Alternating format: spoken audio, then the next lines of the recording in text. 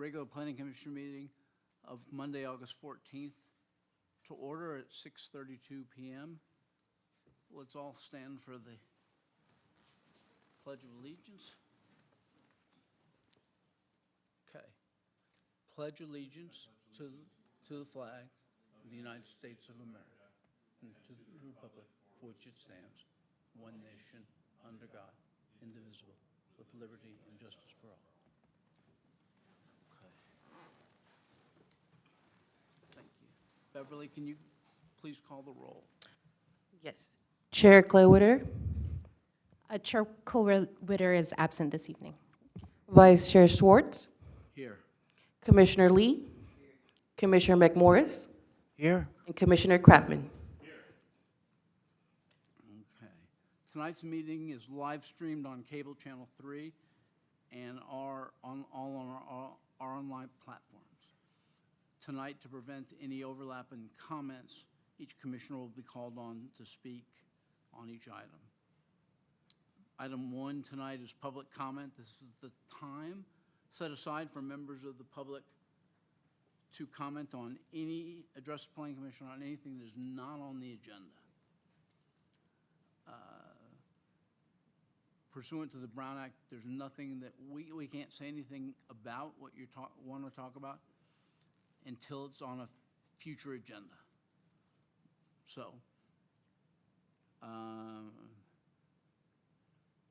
anyway, do we have any speakers tonight? Do you have any speaker cards, Beverly? Not at the moment, Vice Chair. Okay. Is there anybody who has a speaker card, wants to fill out a speaker card? Speaker cards are right outside the room if you want one. Okay, seeing none, we will close the public comment and move to the consent calendar. All of the items under the consent calendar are considered routine, and they'll be approved in one motion. Tonight, the only item on the agenda is the approval of the minutes from the July 10th meeting. And just to note, there is a revision at the very beginning about calling the meeting to order. Chair Cluitter was not here last month, so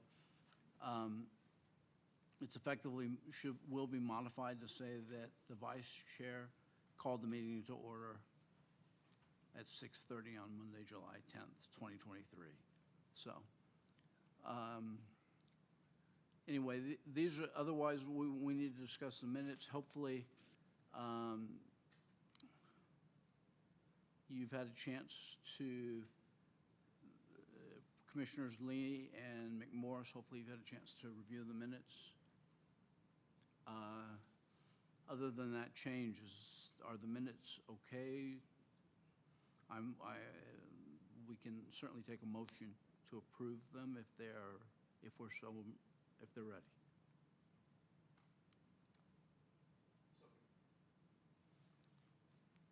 Okay, Commissioner Lee, thank you. We need a second. I'll second. All right, thank you. Commissioner McMorris. Okay, roll call vote, please. Vice Chair Schwartz, Yes. Commissioner Lee, Aye.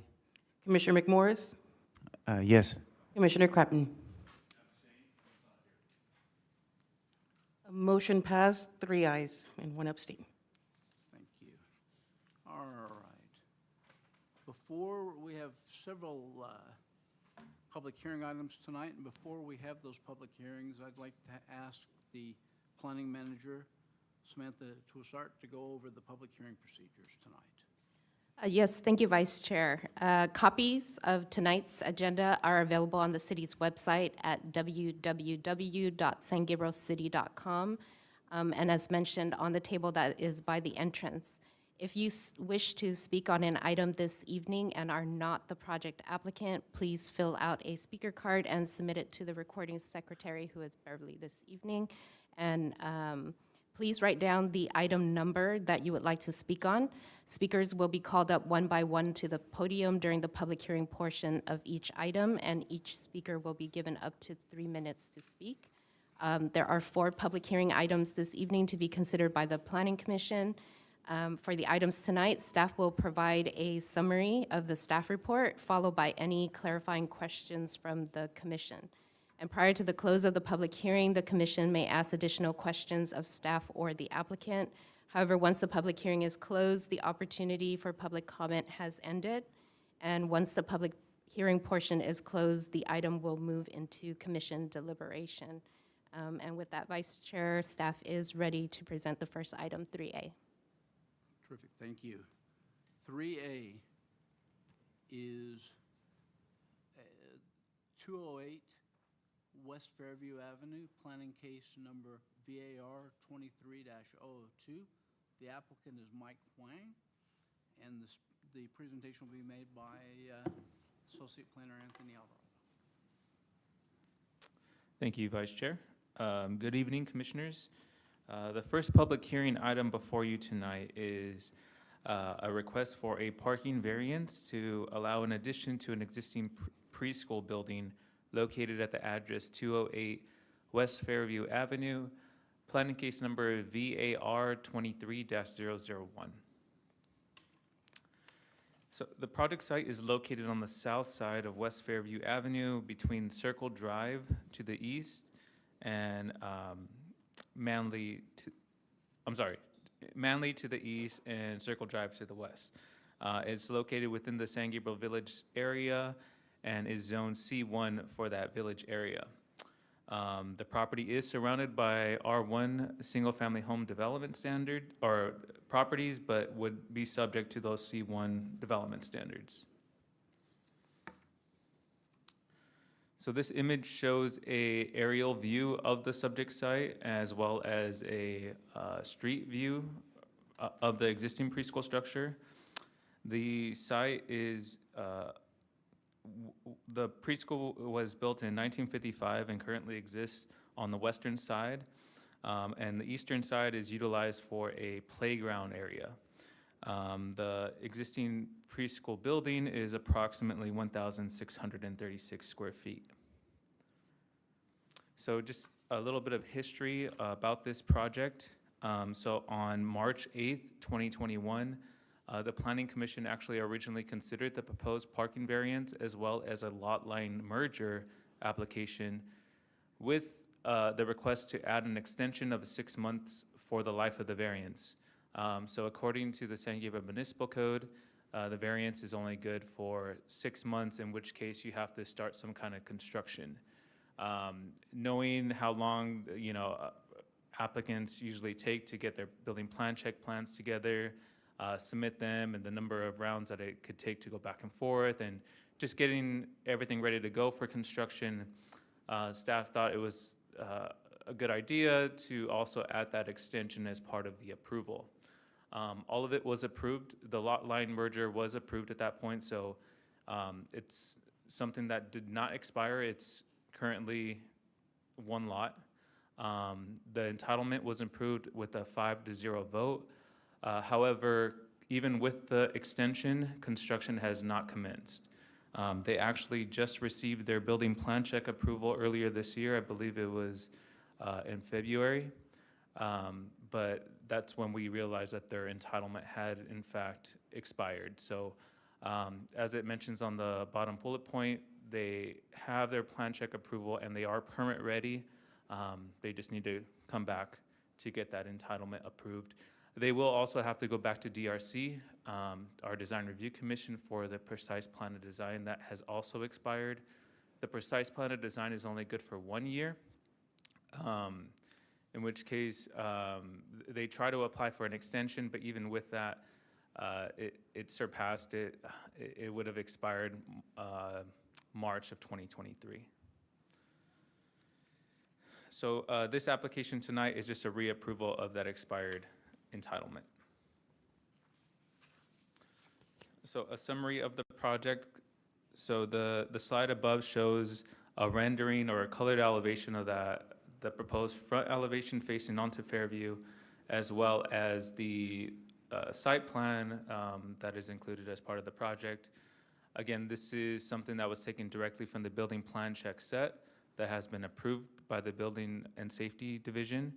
The proposed project would add an additional 1,299 square feet to that existing 1,636 square foot preschool.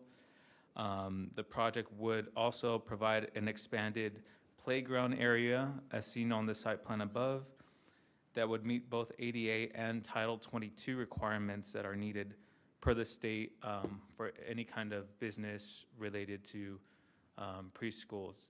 And I do have the applicant here, and he could kind of go into depth on that if there are any questions on that. And just a summary of the San Gabriel Village area.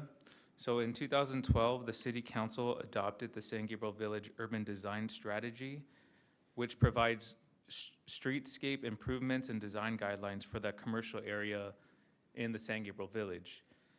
These guidelines also provide illustrations on the layout of on-site parking of the commercial businesses, but there are also requirements that make it prohibitive for future development. Some of those items are site design E requirement, which is no on-site parking that is directly visible from the street or from that Fairview Avenue street. No driveways are allowed on Fairview Avenue between Abbott and Manley Drive, and parking must be located behind the building. So these are just some images that were taken along Fairview Avenue. There are on-street parking spaces on the southern and northern side of Fairview Avenue, as well as the alley that runs directly to the south of that preschool building.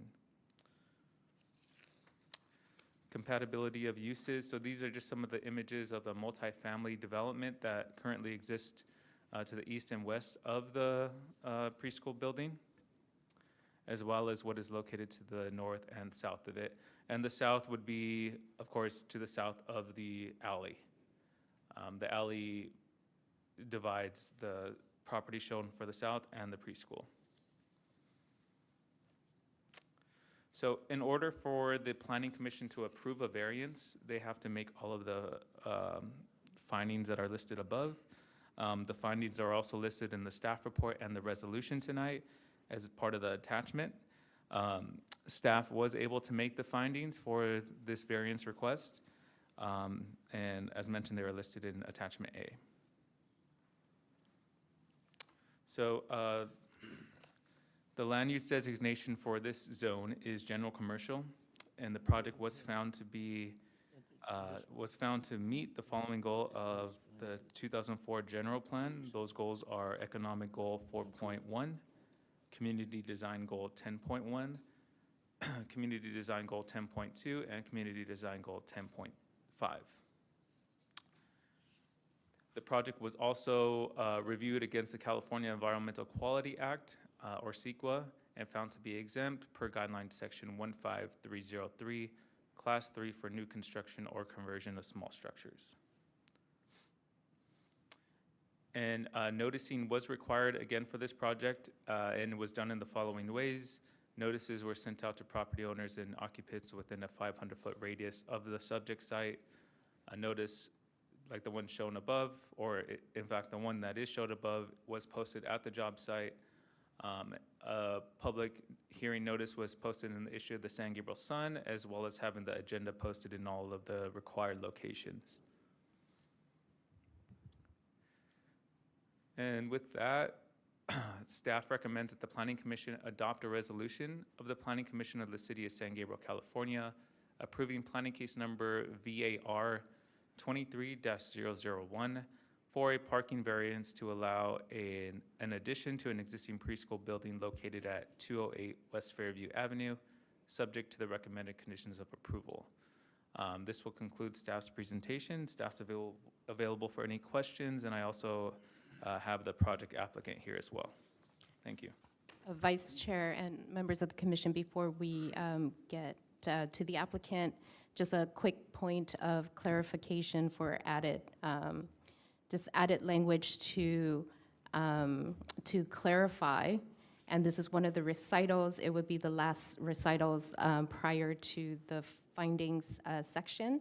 And it will state that the Planning Commission finds that the variance will not authorize a use or activity which is not otherwise expressly authorized by the zoning for the property for which the variance is sought, and is granted subject to the approval of the precise plan of design by the Design Review Commission.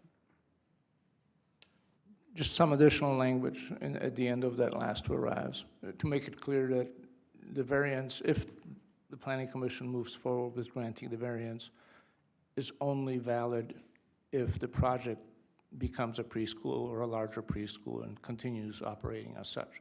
It would not be valid if 6 months from now the project was sold and something else was established at that location. Okay, thank you. All right, commissioners, are there any questions for staff? Go ahead. Just, I see that, so like at a full capacity, and I believe when this would be after the proposed addition is on, it looks like it, at full capacity would be 50 students, and then I think it was 5 teachers. I'm just wondering, they also mentioned the owner owns another school in on the same street. I think it's called Amex School. Just because I looked at some of the minutes from the previous meeting several years ago, there were some neighbors who said they were worried about possibly noise or because of the school. Now I know that I don't like the noise when the gardeners come when I'm working either, but that's just, I have to deal with that. But I'm just wondering, have there ever been is there a history of complaints of being overly noisy at any of the locations? And I'm assuming if there are protocols for neighbors to contact the city and ask them to mitigate appropriately? Thank you for that question. We do have, so I haven't checked to see if there was any complaints in the past for that existing business. That existing business is and correct me if I'm wrong, Mike, but I believe it's a tutoring center. So it's not a preschool or like a school. It's somewhere where they go and pick up kids from Jefferson or Gabrielino, some of the nearby middle schools, high schools, and maybe even elementary schools where they go and get tutored after school, and then they're picked up by their parents. I'm not sure to that. We do have condition of approval number 9, which talks about neighborly conduct. So it says the preschool shall take appropriate measures to ensure that they do not disturb neighbors, so they do not disturb neighbors, including any kind of noise levels, trash, and debris. Yeah, and I don't know if maybe the applicant can kind of describe the business AMAX a little bit better, but I don't think that they have had any kind of issues like that in the past. Okay, yeah, I mean, I can ask him that as well, but the other, another question I had was, I just wanted to clarify it. Look, I think I saw, and when I was reading through, that the pickup and drop off will be by shuttle, but is that in addition to parents picking up and dropping off students as an option, or is it only going to be just a shuttle kind of ferrying the children back and forth? Yeah, so I think the main point of transportation would be the parents dropping the kids and dropping them off and picking them up. I know the applicant had mentioned the shuttle as a way, another alternative, and that's something that they use at AMAX, their other business that's located a couple businesses away. But I think, and the reason for these parking variants was the fact that staff did anticipate that the main reason for transportation or means of transportation would be the parents, and that they would have to use that parking on Fairview Avenue. Okay. My last question for staff is, I see that so this is in the conditions of proposed conditions of approval. It's on page 2. It is number 8. The drop-off and pickup times are different than they're much longer than the times proposed, the times stated on page 5, I think it's page 5 of the actual, no, where is it now? The staff report notes that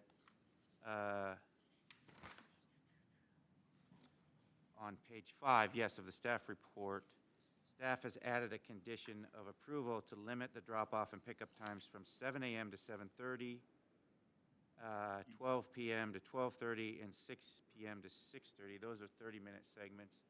Here I see there's drop-off from 7 to 10, that's 3 hours. Pick up 11 to 1, 3 hours, and then 4 to 7 is 3 hours? Yes, so thank you for catching that. It's actually, that was something that was missed on staff's end.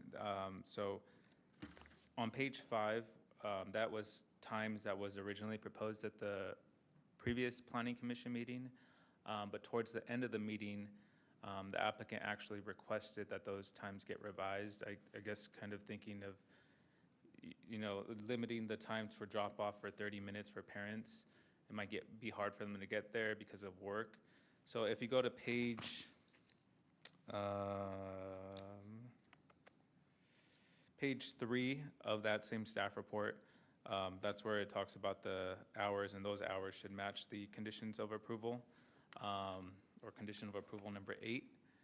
So I guess that's something that we would ask the commission if you are okay with the request by the applicant to have that 7 to 10 a.m. drop-off, 11 to 1, and 4 to 7 pickup times, or if we want to revert back to what was originally proposed, which was the 7 to 7:30 pickup, or 7 to 7:30 drop-off, and 12 to 12:30, and 6 to 6:30 pickups.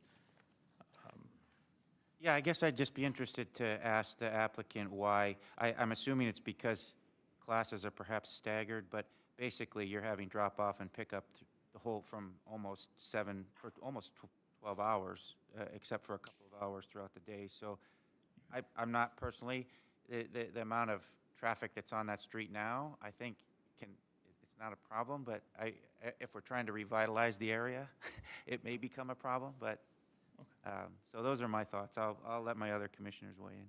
Okay, thank you. Any other questions for staff? I have a quick couple questions for the staff that just want to try to get a little background. So this property is going to be renovated or is going to be rebuilt? Well, so they are going to remodel that existing building. A lot of it does need work in order to comply with today's standards and those Title 22 requirements for a preschool. And they're also expanding on it with another 1,200 square foot addition. The ground site is going to be revitalized. So you could say that a majority of the site, if not all of it, is going to be a total rebuild. So you said like it added 1,200 additions. So when you recalculate the parking requirements, that 1,200 additions is calculated into the formula? That's correct, yeah. So we took it for the whole square footage of the preschool, of the new preschool, with the existing and the addition. Okay. So do they still have a parking in the back for the business teachers of workers to park?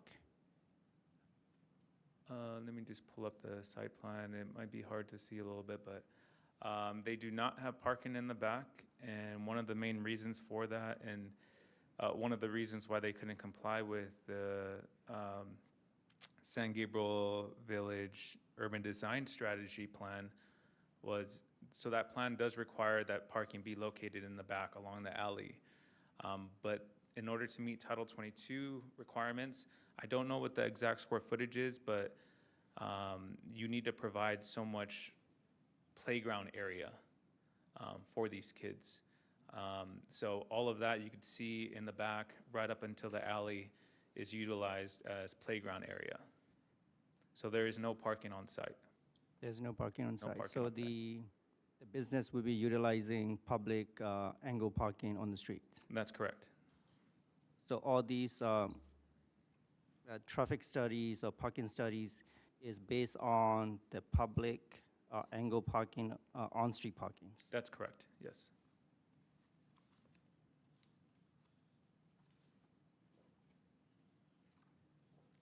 Shouldn't the business have some kind of like on-site parking or like alternative plans, anything like that?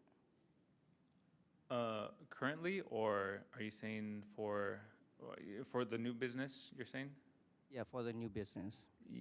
Correct. So technically, following all the development standards, there are development standards for them to provide on-site parking, which is why they had to request this variance. The variance is basically saying that they're not able to provide the parking on-site, and they're requesting to waive that requirement and instead use the parking on the street. Okay. Let me try to understand a little bit. Like, so, is business is expanding, adding at 1,200, right? Mhm. What about the current situations? Do we have on-site parking? And that's one question. Another question is, current situations has any problem with the on-street parking with the neighboring businesses? So there's not any on-site parking right now.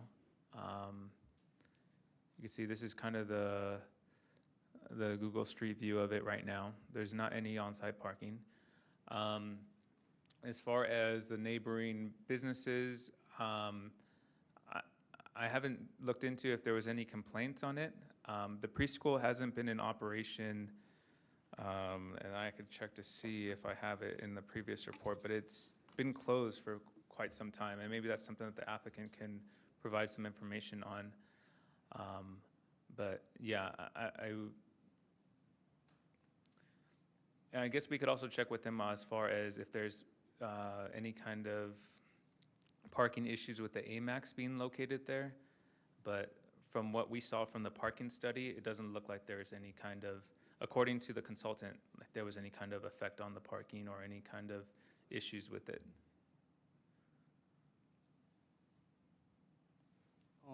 Just trying to pick your brain on during not the pandemic time, right? Like we are getting out of the pandemic. What is the usual like traffic situation in that San Gabriel village? Is it like very packed? You know, because like we don't have it on site, right? My Right. thought process is we don't have it on site. The business is going to be using on-street parking, the Mhm. public angle parking, right? So what is the situation there? Right. No, that's a good question. So there are businesses to the west of it as well as across the street. And to the east is residential. You can see the multifamilies to the east. So currently there is, I believe it's a lot of offices.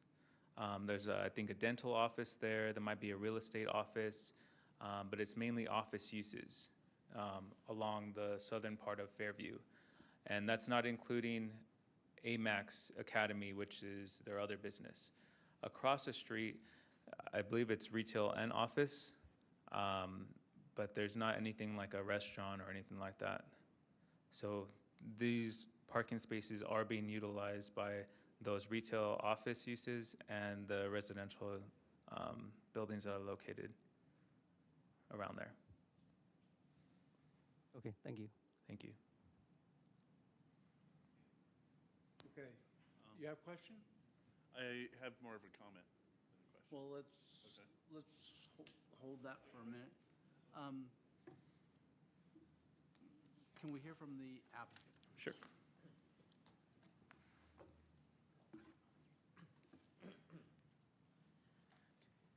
Good evening, Chairman, Vice Chairman, and Commissioners. So I know there was a bit of concern in regards to the drop-off times. I know Commissioner McMorris, you mentioned the discrepancy between the 7 to 7:30 and now me asking for the 7 to 10 a.m. Now from my son, my older son, he's in preschool as well. And when you put all of the drop-off time into such a small time frame, it actually causes much more traffic and much more chaos.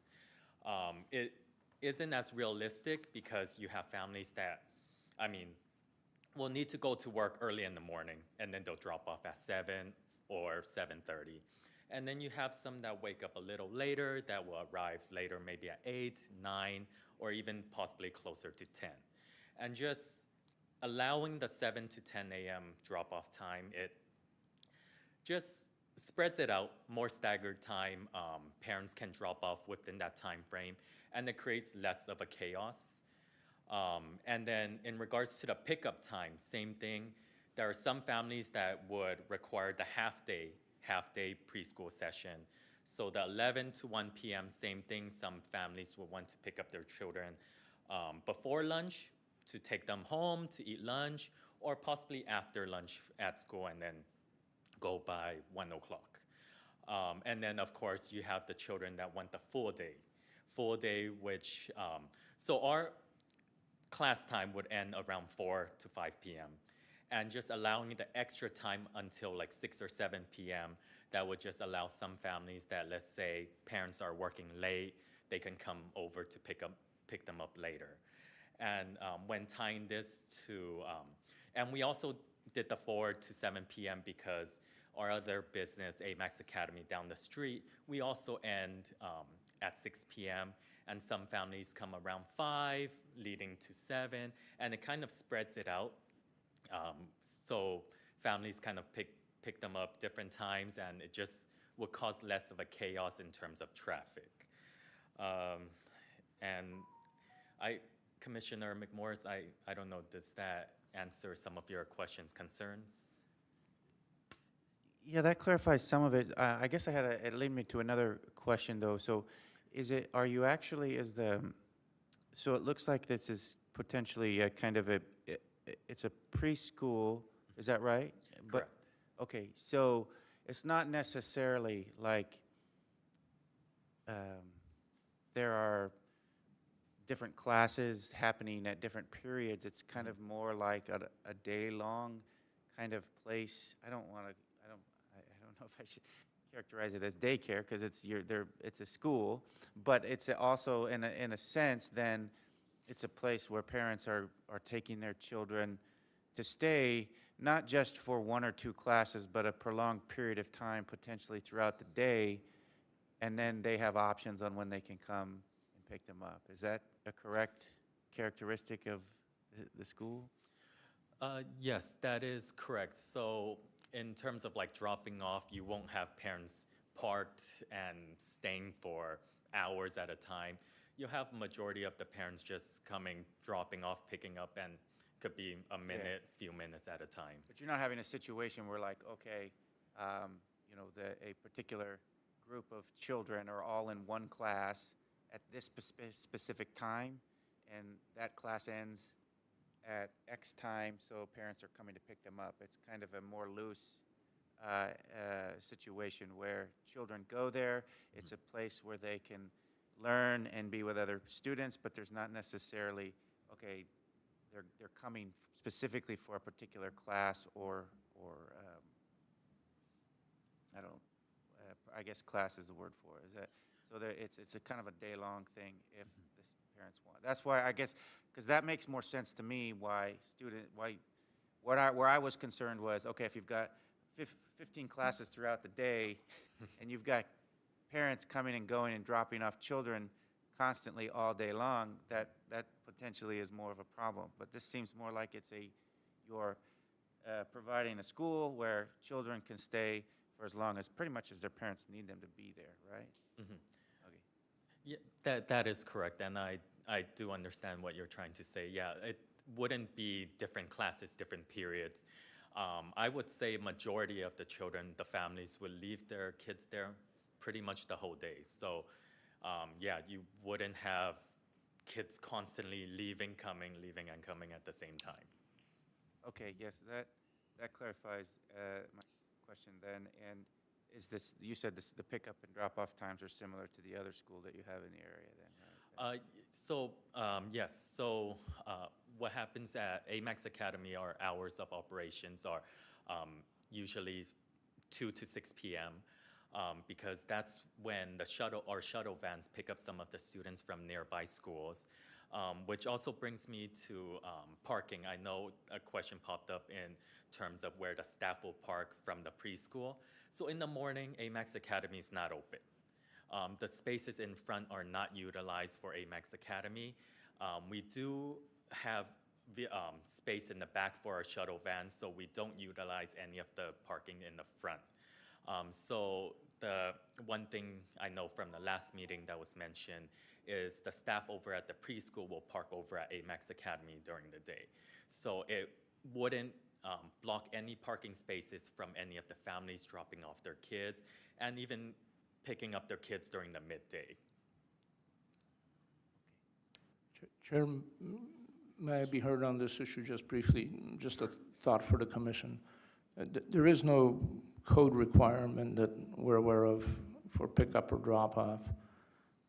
I would recommend that the commission consider simply removing that condition.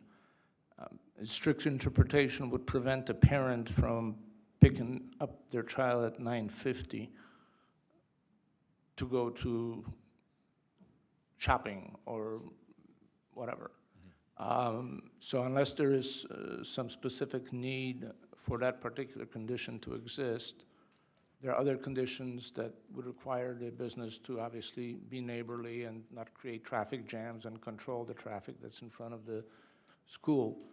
But for the city to set time limits on when parents can drop off or pick up their children in a business would seem a little bit of an overreach. Now, that's something that the business may choose to do. They may say, after 10 o'clock, we're not accepting any students in, but that's a matter between the business and its clients, potentially not for the city to control. That's helpful. I was kind of under the impression, because they were part of the conditions of approval, that this is something that this type of a business is kind of required to do. So that then makes it different. I guess then the only, I mean, obviously the rationale for it is if, you know, there's single-family and multifamily housing around it. If they have concerns about noise, then they would notify the city or the business, look, I'm having noise issues, and deal with it from there. Okay. Thanks for that clarification. I do have a couple questions. Sure. For you. First, speaking about the conditions of approval, have you read the conditions of approval? And are you comfortable with them, save for this one that the city attorney just mentioned? You mean in terms of the parking? In or terms of any right. of the conditions of approval? Yes, that is all okay. Okay. I was on the commission last year when you came. Correct.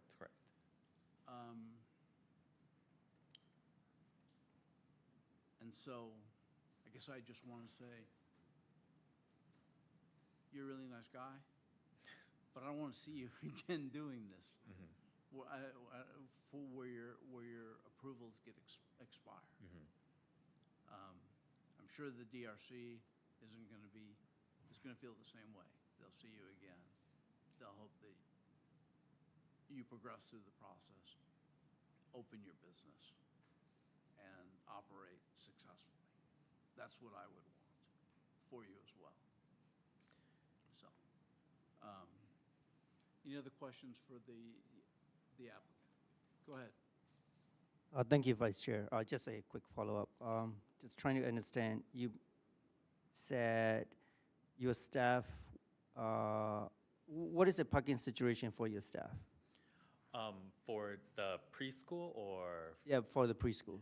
So for the preschool, the staff, it's going to utilize both AMAX Academy and the preschool parking because we do have, for myself, I'm going to be one of the staff also at the preschool. So I'm going to go back and forth. So in terms of 5 staff, I mean, in a sense, they're 3, 4, because one, myself or my wife, we're going to be going back and forth, utilizing both parking over at AMAX Academy and over at the preschool.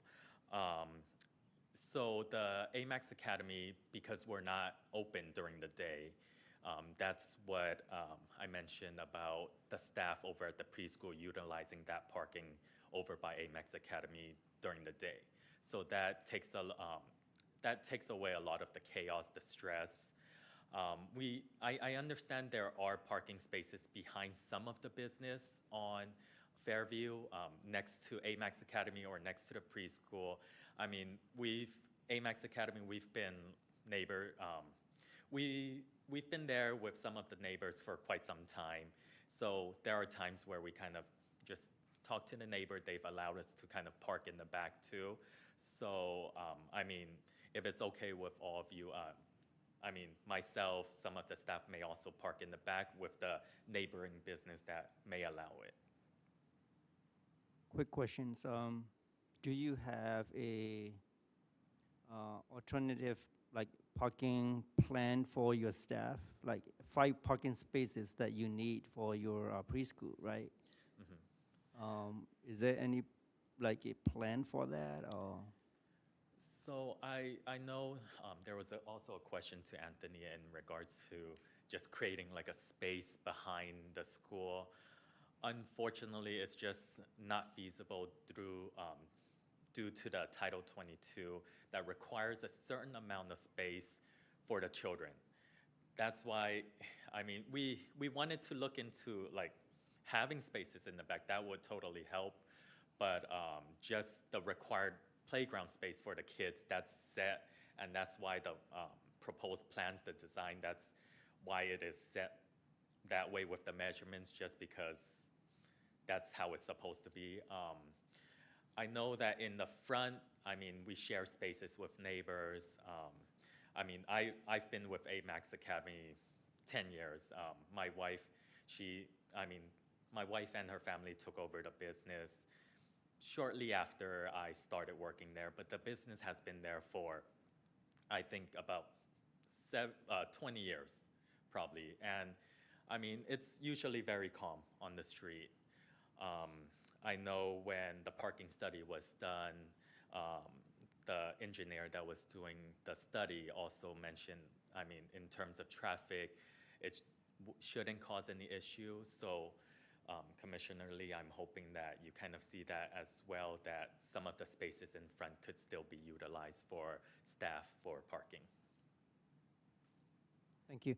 But I will recommend like for your staff, right, for permanent parking, because they would be staying there from the beginning of the preschool opening, right, 6:30 or so, all the way to 5:30 or 6:30, right?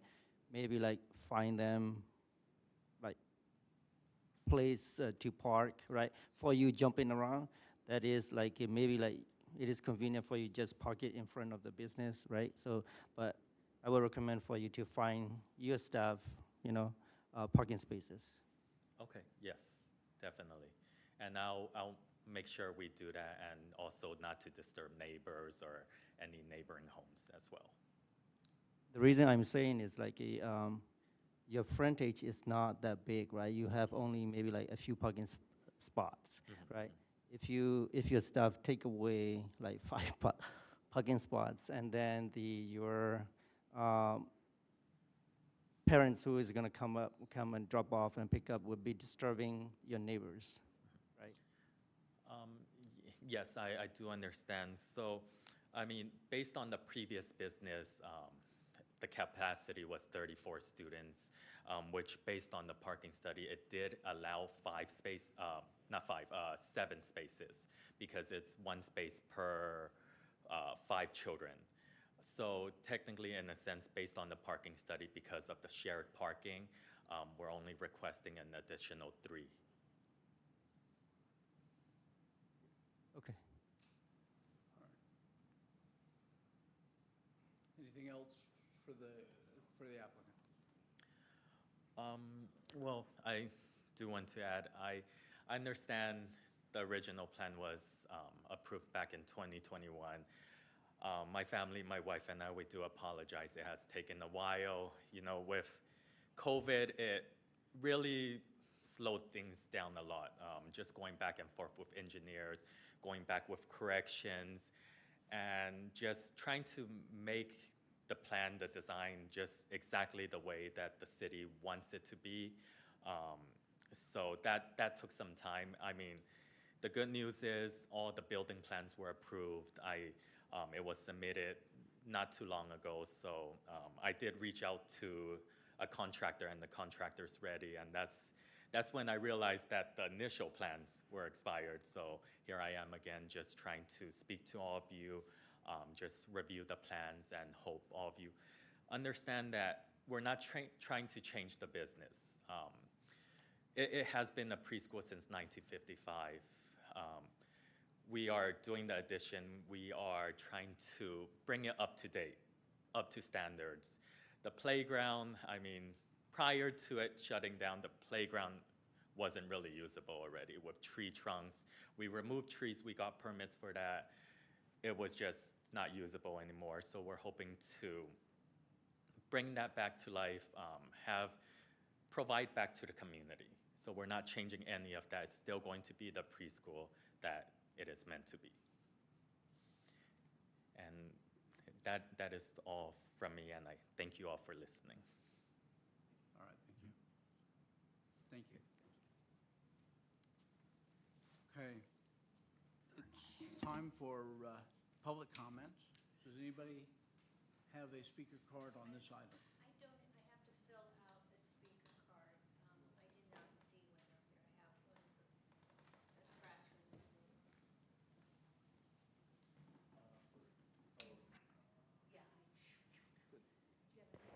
removal. There is no requirement for filling it out, ma'am.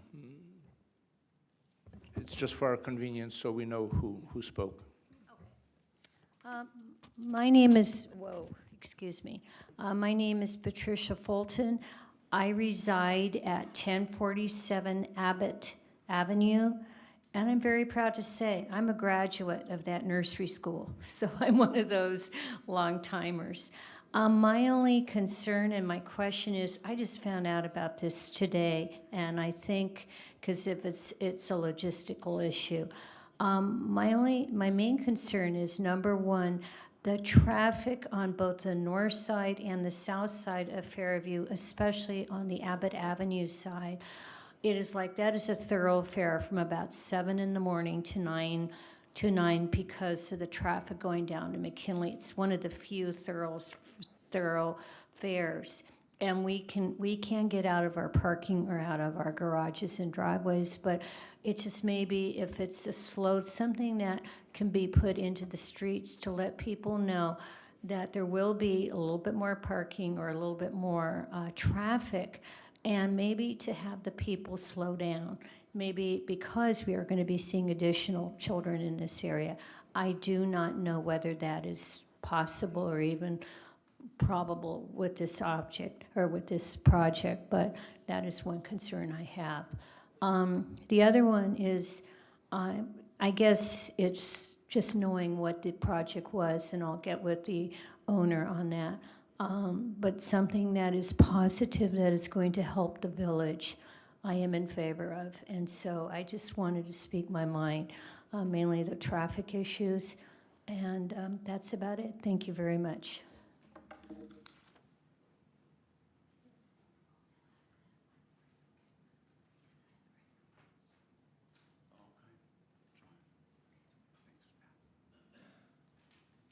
Any other speakers on this item? Okay. Public, that part. I'm sorry, Vice Chair. We actually have one more public comment as received online. Right, I was about to ask you about that. Thank you. Please go ahead. Thank you. It was submitted by local resident John Carmona, and it states as follows. This property is zoned as C1 Commercial Retail. This preschool is not a retail business. This preschool should not be allowed to operate on these grounds. Furthermore, as a local resident and member of the larger local community living near this property, I have to say the proposed parking variance should not be allowed, for this will ultimately lead to increased traffic and congestion as a result of structures expansion by requiring more staff member vehicles to be parked on Fairview during operating hours and more parents' vehicles traffic for child pickups and drop-offs on Fairview during this preschool's operating hours, limiting the number of available parking spaces currently allotted for community residents who are occupying the apartments on Fairview adjacent and directly across from the subject property. There are also many more large apartment structures on the block that the subject property located at 28 West Fairview Avenue is. Each unit is inhabited by 2 to 4 adults of a driving age who own automobiles with limited spaces to park them. The number of adult drivers who rely on parking availability directly outside of their unit is 75. A parking variance to allow an addition to the existing preschool will diminish current parking availability. Parking is currently set up in a slanted design on the block where the subject property is located. This means that the number of current parking spaces is already so scarce that the cars are mandated to park in a diagonal fashion to accommodate the many residents who already live on Fairview in the San Gabriel Village. I am one voice, but this one letter serves as the voice of 100 who are unable to voice their frustration with this proposed new construction on Fairview in the San Gabriel Village. This proposed parking variance will cause a disruption to the quiet use and enjoyment that the local community landlords are required to provide their tenants as part of their rental agreements, thereby leaving landlords in the city of San Gabriel open to liability and litigation. Owning an apartment is a business, just like a photography studio or a dentist's office. As a landlord/business owner, I want to speak for other landlords who are also operating rental units, businesses on Fairview, in a very close proximity to the subject property located at 208 West Fairview Avenue, and say this proposed parking variance to allow an addition to an existing preschool located at 208 West Fairview Avenue should not be allowed or approved or in perpetuity. I hope the San Gabriel Planning Commission will understand the enormous amount of traffic and noise this will cause in what is a quiet community of hardworking people who do not want this in their neighborhood. Thank you. Beverly, here's the speaker card that for Pat, who spoke already. Okay. Before we hear from the commissioners, Anthony, is there anything that you want to say in regard to any of the, either the speaker or the? Yes, thank you, Vice Chair. So, in regards to the speaker, I think that's something that if the commission wants to add, that added condition of approval. I know there was some ideas mentioned to add some signage or something that would mention that there's going to be that added traffic. So, for cars to maybe slow down because there's going to be that increase of children around. If the commission wants to add that condition of approval. And then as far as what was submitted online, the business or the site had been operating as a preschool, so it's still going to stay as a preschool. This was something that it does meet the development standards aside from the parking, which is why they're requesting the variance. So it is something that is allowed per that zone. Thank you. Okay. Public hearing is now closed. It's time for commission discussion, deliberation, potentially a decision towards resolving this issue. And we did hear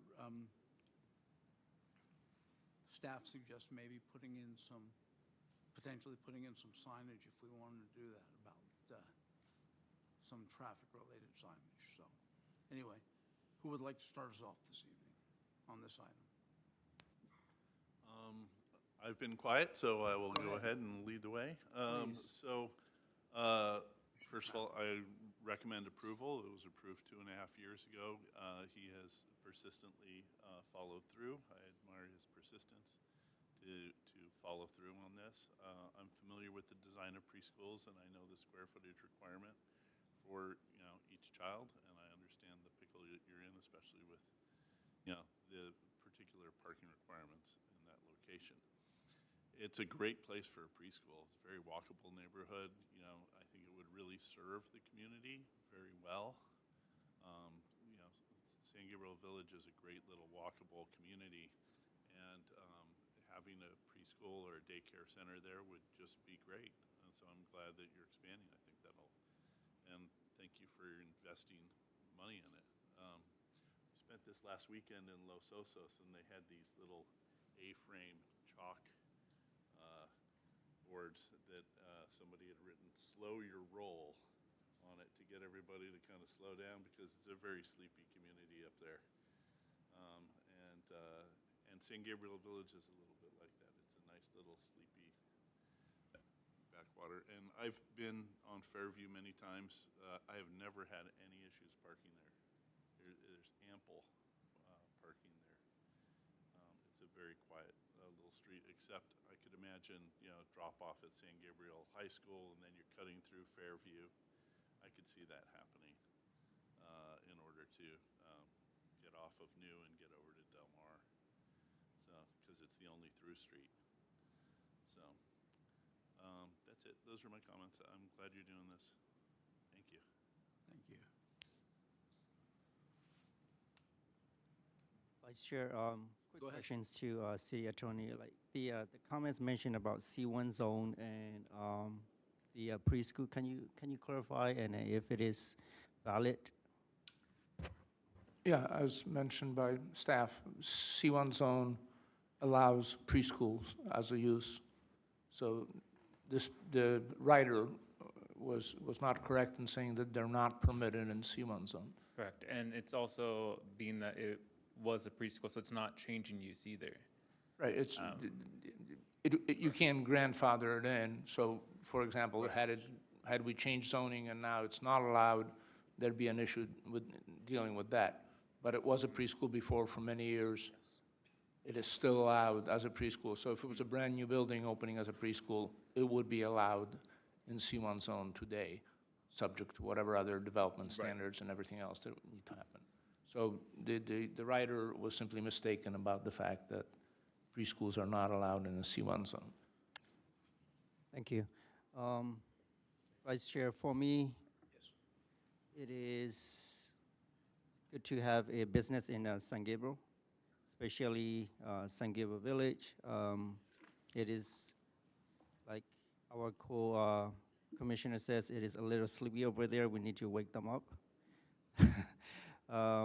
However, the traffic parking generations study was done a little, in my opinion, a little off. They are utilizing the public parking spaces as, like a business parking space, right?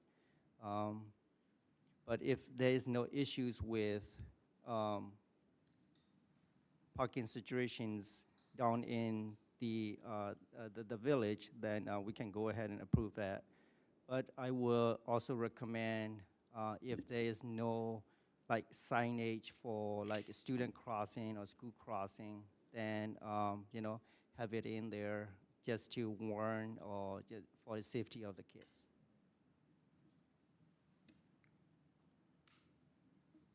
I have to say, I agree with that idea of having some parking signage in there. And regarding slowing down and obviously with the preschool being there. The idea that people speed through to go in the morning to the elementary school, that may be the case. We want to be careful for those kids, definitely. From my standpoint, I was on the commission when it was approved before. And overall, I'm comfortable approving it again. I think I would like to go with the attorney's recommendation and take out the hours of drop-off and pickup. And let it be done based on how the business wants to do it rather than designated in the resolution. Okay. So, conditions of approval. Otherwise, I'm in favor. Sean? Yeah, just before I get to my general comments, how is it, how, by placing that condition of approval in there, I think it's a good idea too, to have maybe a sign, notifying drivers that this is a school area where young children, but is that a cost then that the business owner has to pay for? And I guess how much of a cost is that, or does the city help out and put up the sign, or how do we go about that? I will defer to staff on that, but simply one sign in each direction that says slow for children or children crossing or anything like that would meet I think the concerns that have been expressed. As far as who pays for that cost, I'll defer to staff. I just don't know. Yeah, so I'm not sure if we have, if Public Works has a sign like that on hand. I mean, I know with some of the other high schools or elementary schools, I've seen those signs around. And I think that's something that the schools themselves provide. I'm not 100% positive on that. If it's a school district, the school district usually provides it, yeah. That's correct, but this being private property and potentially within the public right-of-way, the condition can be worded that the applicant can work with the public works staff as to appropriate signage, whether it be permanent or temporary, and potential locations. Okay, I just don't want something happening where we're charging the business owner $1,000 or $2,000 to put up a metal sign that we see everywhere. But, so yeah, I think it's a good idea to have a sign there for sure. I just hope that could accommodate the business in a manner where they're not forking over a ton of money. So in general, I think that at the design that they have, I think I really like, and I think it will increase the kind of what we're trying to do in that area, which is revitalize it. And I know that delays happen, especially with the pandemic. And I think that this is an absolutely vital service for the community and surrounding communities, and we don't have enough of these facilities. And in my opinion, the folks who run them are overworked. We have 12 hours here, but the community relies on them so that they can go to their day jobs and feel safe knowing that their children are well taken care of. So I support the project, and I just hope that if there are any issues with surrounding businesses or single or multifamily residents in the area, I just hope that you will do your best to try and work it out with them, and the city will as well. So I approve the project as well. Okay, thank you. Would anybody like to make a motion on this item? I'll make a motion to approve the variance with the striking of the hours of pickup and drop-off and the addition of a sign. Okay. Thank you, Commissioner Kratman. Is there a second?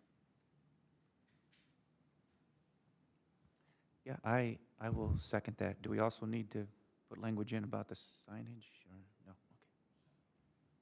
Okay. Okay, thank you. Okay, can we have a roll call vote, please? Vice Chair Schwartz, Yes. Commissioner Lee, Commissioner McMorris, Yes. Commissioner Kratman. Yes. Motion passed. Thank you. Good luck to you. Thank you, everyone. Thank you. And I promise you we won't let you down.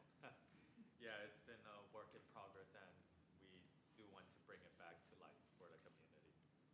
Thank you all. Thank you, thank you. Okay, item 3B, 327 East Broadway, planning case number TMAP 22-011, tentative track map number 83965. The applicant is Eric Chang, and this is Christine. How are you? Good. Please. Thank you, Vice Chair. Good evening, Commissioners. The item before you tonight is a request for the approval of a tentative track map to allow the development of a 13-unit condominium subdivision, planning case number TMAP 22-011.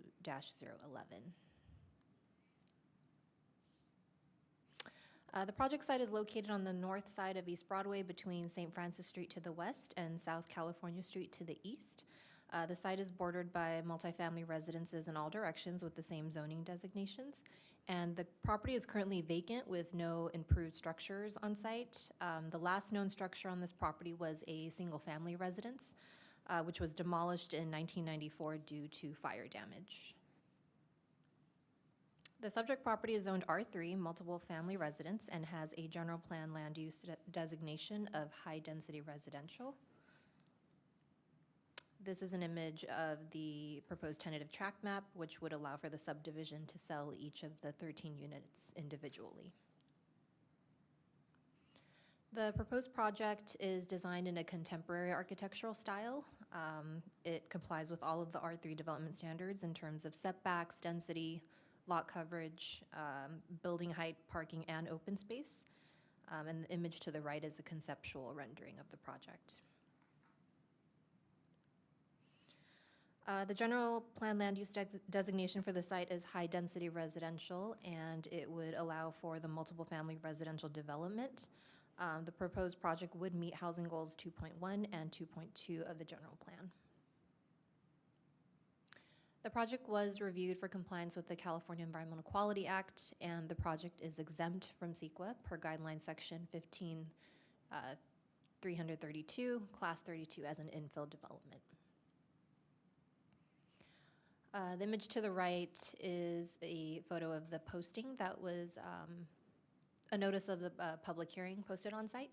And the public notice was completed in the following ways. The mailed notices to all property owners and tenants within a 500-foot radius, a notice posted at the project site, agendas posted at City Hall, the post office, and public library, and it was also advertised in the San Gabriel Sun on August 3rd, 2023.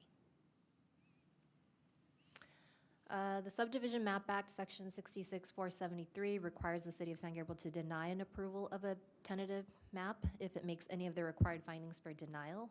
Based on the application, staff was unable to make any of the findings for a denial.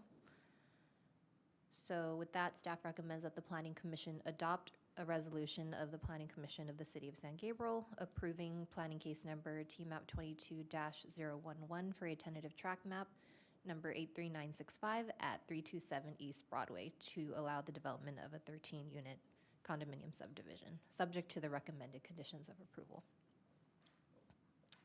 That concludes staff's presentation. I'm available for questions. This will have to also go to the DRC. That's correct. Okay. Questions for staff? Yes, quick questions. Correct me if I'm wrong, around that area is multi-family homes, more than 10 units? Yes. Okay. This project meets all the requirements by the city, right? The heights and then a setback and then everything? Yes, it does. Okay. Thank you. Sean? That was just, I want a clarification too. There's no, I don't see anything here, but there's no variance or, conditional use. Everything's compliant with the. Correct, yes. The project complies with all code requirements. And the only matter before the Planning Commission on this project is just an approval of the map. It's the division of land that's before you. All right, thank you. Anything else for staff? Okay, thank you. Is the applicant here Yes, today? the applicant is present. Okay, I'd like to hear from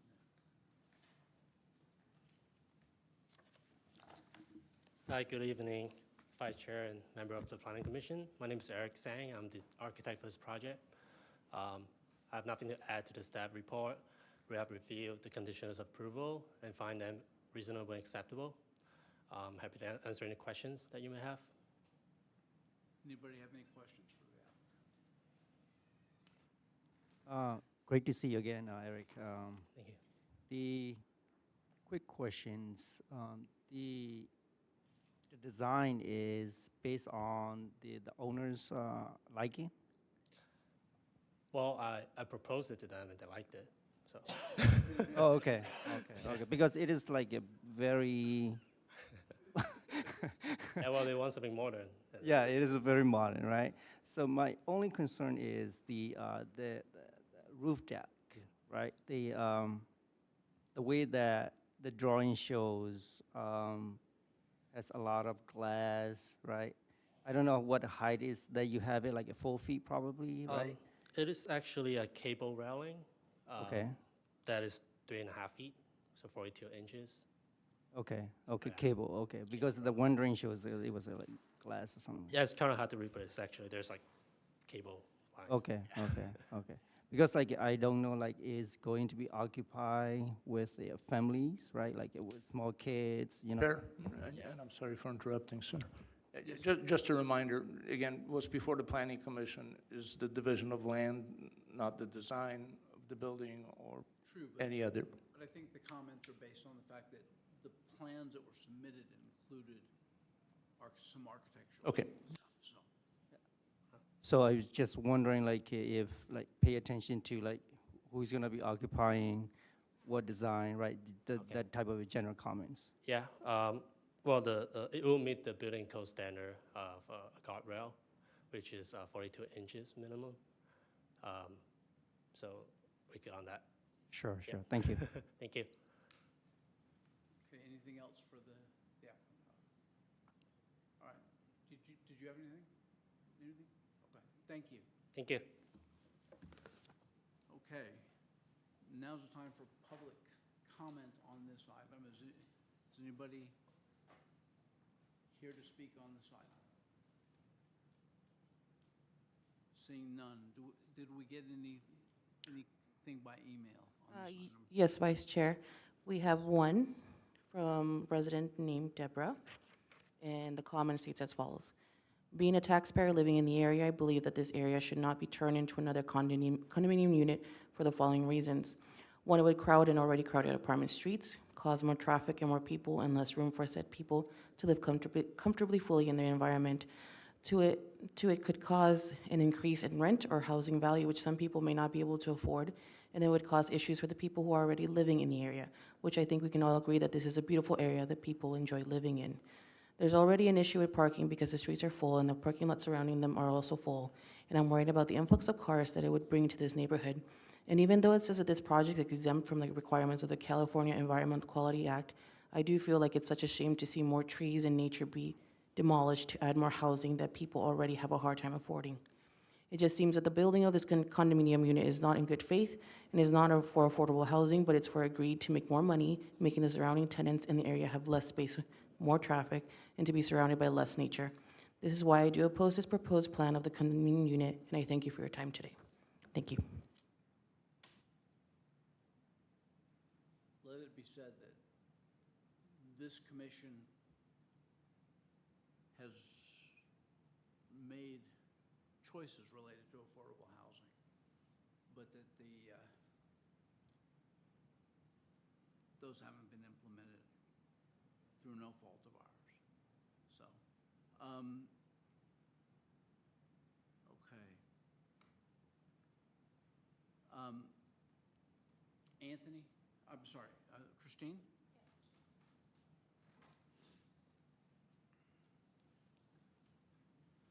The comment related to density and what have you, but it appears from the staff report that they could have put in more units than they are actually building in this particular case. Is that correct? Yes, so for this site, based on the lot size, I believe the maximum was 16 units.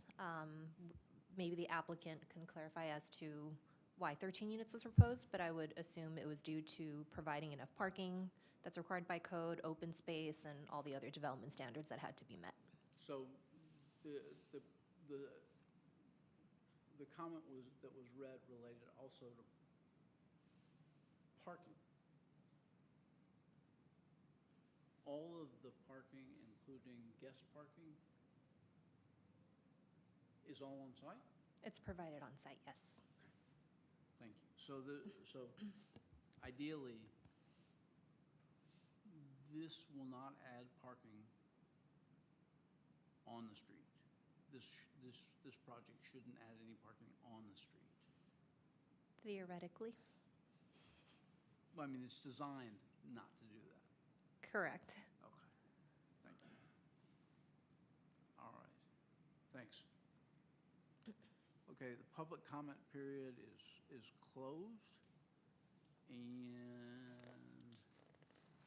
it's time for commission comment and deliberation. I'll go first on this one. Quite frankly, I don't see any reason not to approve this. The map looks fine, the plan looks fine. It has dealt with everything necessary on site, and it will go to the DRC in terms of design. So, from my standpoint, I think the project should be approved. So, who else would like to? So I agree with you. Go ahead, Matt. It's compliant, so it should be approved. They've followed the rules that have been set up, and it should be approved. That vacant lot has sat there for many, many years, and I've driven by and said, why doesn't anybody develop anything on that? We need housing, we need building housing, so, and that's what we need. So thank you for doing that. Thank you. Commissioner McMorris. Yeah, yeah, it appears that they are compliant with code. I share the sentiments of the commenter that what we need most is affordable housing. And I hope that we will be getting some more affordable housing by whatever means. Currently, we don't have affordable housing ordinance. There is the density bonus, state law.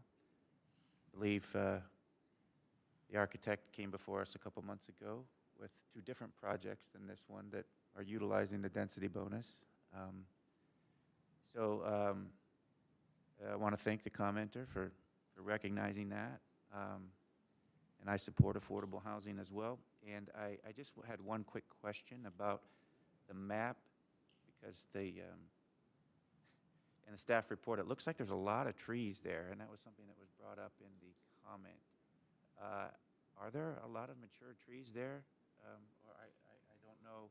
All I'm seeing is kind of the diagram here, and I don't know if that's representative of what's there or not. Yes, Commissioner. I believe there's a total of 20 existing trees that are proposed to be removed, and they've submitted a tree permit application that is currently being processed. And, well, yeah, that's a lot of trees, first of all, but secondly, are they mostly mature trees? Yeah. They are. Is the applicant willing to remove, by removing them, they're just destroying them, they're not placing them, putting them anywhere else? There is a replacement requirement that is subject to the Community Development Director's discretion based on physical constraints and Yeah, space. but they're, sorry to interrupt, go ahead. No, go ahead. They're replacing them with new trees, but my question was, since these are mature trees, which take a long time to mature, so destroying them is extremely unfortunate. So there's no place that they're going to be able to take those trees and place them elsewhere? They're just destroying them. The applicant might be able to speak to that a little bit better than I can. Yeah, I maybe. don't know the current state of the trees. Okay, yeah, that was something I was not entirely aware of when I initially went through this. Commissioner, fortunately, for the mature trees to relocate, most likely will kill them. So we usually just replace with new trees. And whenever it's possible, just to preserve them on site. But this lot has been vacant for a long time, so it's like a forest. For us to develop it, there's some trees that we need to remove. Okay, thank you. It's unfortunate that mature trees have to be removed. I understand to build, you have to do that, but there's no way then that you can just preserve any of them or move any of them near to somewhere else or nearby or anything like, have you had an arborist look at it or? Yeah, we are preserving as much trees as possible, as many trees as possible.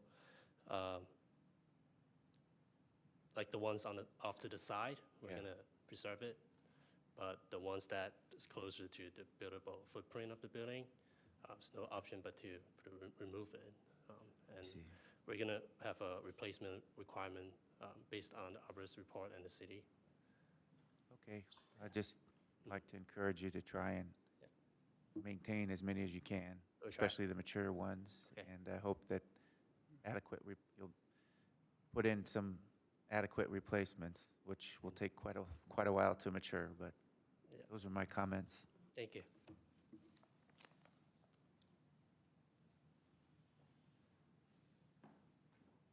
Okay. I will move approval of the tentative map.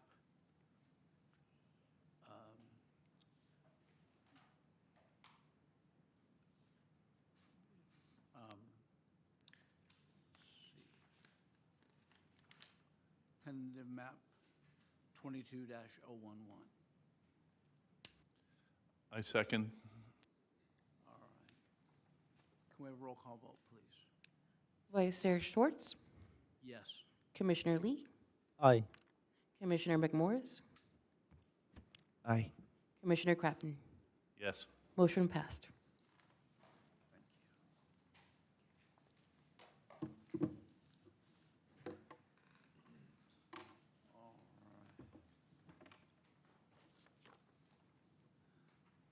Next item, item C, is a citywide item. It's, if I understand here, let's see. It's ZTA 23-002. It's a zone text amendment to update the municipal code to incorporate objective design standards for multifamily and mixed-use projects.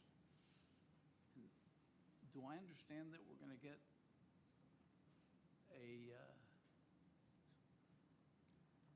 multiple singers tonight? Singers and dancers? Multiple Are you doing the speakers? presentation? Oh, no, yes. So the presentation would be by myself, Christine, and Marlon tonight. Okay, so we get multiple singers and Yes. dancers.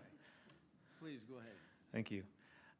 Good evening, again, Vice Chair and Commissioners. So the next public hearing item before you tonight is a zone text amendment for adopting objective design standards for both multifamily and mixed-use developments in the city of San Gabriel. This would be a citywide ordinance. So just to kind of give a brief history on it. So the reason for this is because some of the adopted housing legislation that has come out pretty recently. So over the past several years, the state of California has been in the midst of a housing shortage crisis.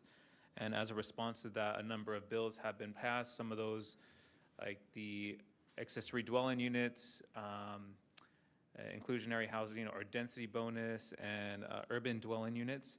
But some of the other ones that have come forward allows for multifamily and mixed use to develop something, but go through a process where they're only subject to objective design standards. So some of those bills are SB 35, which is the streamlined approval process, SB 330, which is the Housing Crisis Act of 2019, AB 2011, and SB 6, which actually just went into effect this July 1st, 2023, which are the Affordable Housing and High Roads Jobs Act and the Middle Class Housing Act. So they would provide a streamlined application process for eligible multifamily and mixed-use development, and approve affordable housing proposals through a ministerial process. So these are projects that would not have to go before the Design Review Commission. It's something that is reviewed by staff. So on, let's see, the next slide is going to show a timeline. So on March 2nd, 2023, the Planning Commission and the City Council had a joint meeting to discuss this. At that joint meeting, both Commission and City Council provided comments. This was just a summary of the AB 2011 bill and the SB 6 bill, but we also mentioned the fact that we are going to have to come back with some objective design standards. It's just something that has to be incorporated, otherwise the city and staff won't have anything to review these projects against. So since then, staff has been working with our city architect, our city landscape architect, and we also took the proposal to the Design Review Commission at the May 22nd, 2023 meeting. The point of this meeting was so that they could review the requirements that we came up with, or that our city architect and city landscape architect has helped us come up with, and provide us feedback, what they thought worked, what they thought didn't work for our city. In the meantime, when we got that feedback, we came back with what we have today, so marking August 14, 2023 for your consideration. And I just wanted to note on there that as of July 1st, both the Senate Bill 6 and Assembly Bill 2011 did go into effect. So kind of looking forward, if the Planning Commission did recommend approval to the City Council tonight, we are tentatively looking at the September 19, 2023 City Council meeting for consideration of this. Of course, that all depends on, the feedback that we get back today, if it is ready to go at that point. So as mentioned, it went to the Design Review Commission, and this is just some of the feedback this is the feedback that we did receive, sorry. And just to kind of outline some of that, and it is outlined in the staff report as well. But one of the comments was, so for multifamily and mixed-use development, it is a requirement to submit a master sign program. So one of the questions is, would the Design Review Commission still look at that master sign program? We have it that it is something that it is separate from the actual approval of the project, so it is something that the Design Review Commission could still look at. The next item was, how would the maintenance of the landscaping take place? How would the city ensure that the protection of certain trees are taken care of during construction? So the answer to that was, maintenance and protection of trees will be required as part of the conditions of approval for the project. We can still provide conditions of approval. Maintenance will be monitored by either the property owner or the HOA in the case that they move forward with a condominium development. And the protection of trees is something that's also monitored or enforced with conditions of approval, but we also still have some language in our zoning code that talks about protected trees and making sure that the right steps are taken when proposing to remove a protected tree, filling out an application, and going through the process for approval. So there are still those guidelines that applicants would have to follow. Next one was, there was a question on the minimum number of species for the landscaping to be provided. So we did revise this requirement in the code that we are presenting today. Basically, it says a minimum of 8 plant species and varieties shall be required for all projects with 9 units or less, and a minimum of 14 plant species and varieties shall be required for projects with 10 units or greater. So basically, it was just providing different species number requirements based on the number of units that the project is proposing.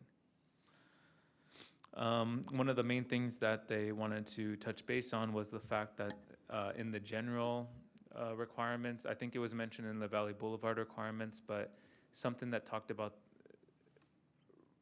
the retail component of mixed-use developments and how you can differentiate that from the rest of the residential of the project. So we are implementing a requirement that says a minimum of 50% of the ground floor facade shall consist of glass doors or windows. And lastly, one of the comments was to provide sketches or exhibits from the actual San Gabriel design guidelines in the ordinance language to use as a reference. And I'll touch base a little bit on the San Gabriel design guidelines in a slide or two. But basically, we want to keep it uniform or consistent with the existing zoning code, which does not have color pictures. It's something where it's just black and white images, sketches. So we wanted to keep it consistent, and we actually worked with both our city architect and city landscape architect to provide those sketches based on the language that we were looking to add that would help provide that clarity to both applicants, even future staff, and commission and council. Okay, so what is an objective design standard? So this is a definition taken from the Government Code section 65913.4 and 66300A7. So objective design standards are meant to be measurable and verifiable by staff. So it's something that's ministerial, and it does not go through a discretionary public hearing process. So again, it would not go before the Design Review Commission. This next slide shows an example of what a subjective guideline is, and this is actually something taken from our San Gabriel design guidelines and how it looks as an objective design standard. So you can see for the objective side, it shows that a permanently covered entryway must be provided, and it gives those dimensions of, you know, a minimum of depth of 3 feet and a width of 4 feet must be provided for each of those units on the ground floor. So the areas of the code that would be, the zones that would be affected by this are listed above. This does not mention the Valley Boulevard zones or the Mission District zones. This is just the general zoning designations. We're going to have presentations by Christine and Marlon to talk about those respected zones in the specific plans. So currently, the city has existing multifamily and commercial design guidelines. These guidelines would seek to improve the level of design quality by focusing on important design principles. Some of these design principles are shelter, transition, balance, detail, rhythm, character. So what we did was we kind of used that as a basis when developing these objective design standards. We didn't want to deviate from it too much, so we used the help with our city architect and our city landscape architect to look to achieve that.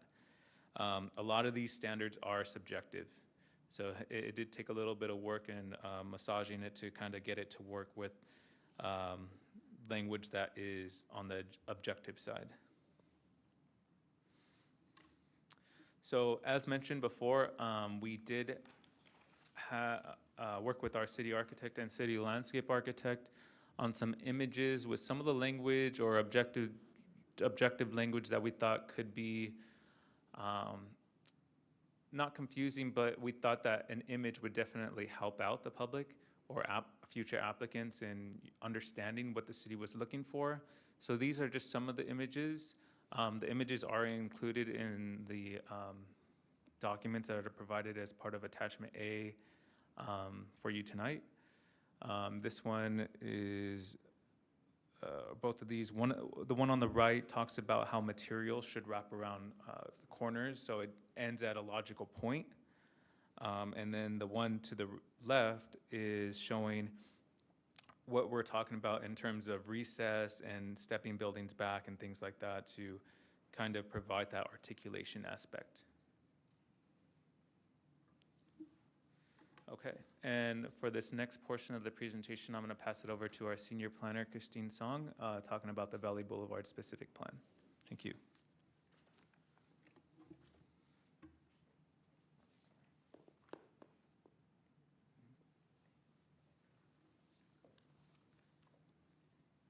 So I'll be speaking about the Valley Boulevard specific plan area.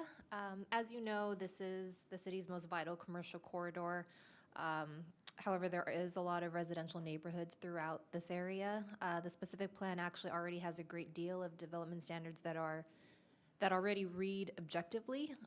So the goal for creating objective design standards in this area was to simply add to those and also take some of the existing design language and convert it so it could be more objective and verifiable, and so that it would apply to a variety of projects across the board with different architectural styles and densities. The city architect and landscape architect have provided direction on this, just in order to maintain compatibility and to preserve the neighborhoods just as much as possible. As Anthony previously mentioned, the objective design standards are intended to be used in ministerial reviews for eligible projects invoking any of the applicable state legislations.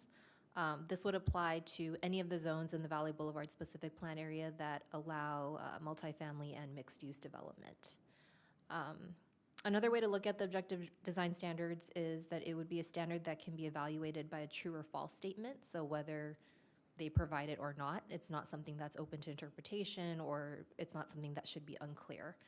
On the screen is one of the objective design standards that was drafted using existing city design guidelines. So the left side is the design guideline, which is a little more subjective and open to interpretation, and the right side is the objective standard, which has specific dimensions and would basically be verified by yes or no.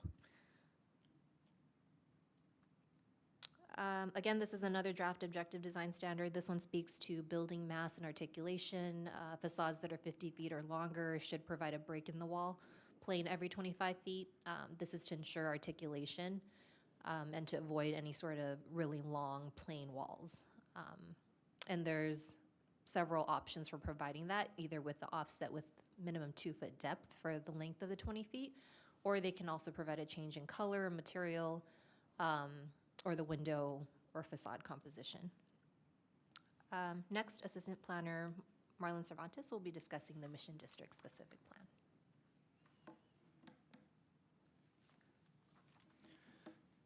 Thank you.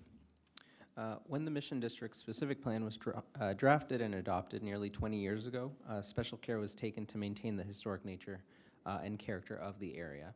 The plan's overall goals include ensuring community-based concepts and designs for the district, building economic vitality in the Mission District, and preserving historic architectural treasures while guiding the district's future. General goals in the plan also include encouraging and supporting mixed-use development, as well as providing housing alternatives for people who wanting to walk to work or use public transportation. Along with the plan's overall goals and general goals, it also provides a number of key objectives for implementation of the plan. One of those objectives is architectural design. This includes providing descriptions of significant architectural styles used in the Mission District, relating to composition, design, details, and materials unique to each of these styles. This objective also includes establishing architectural standards for the district.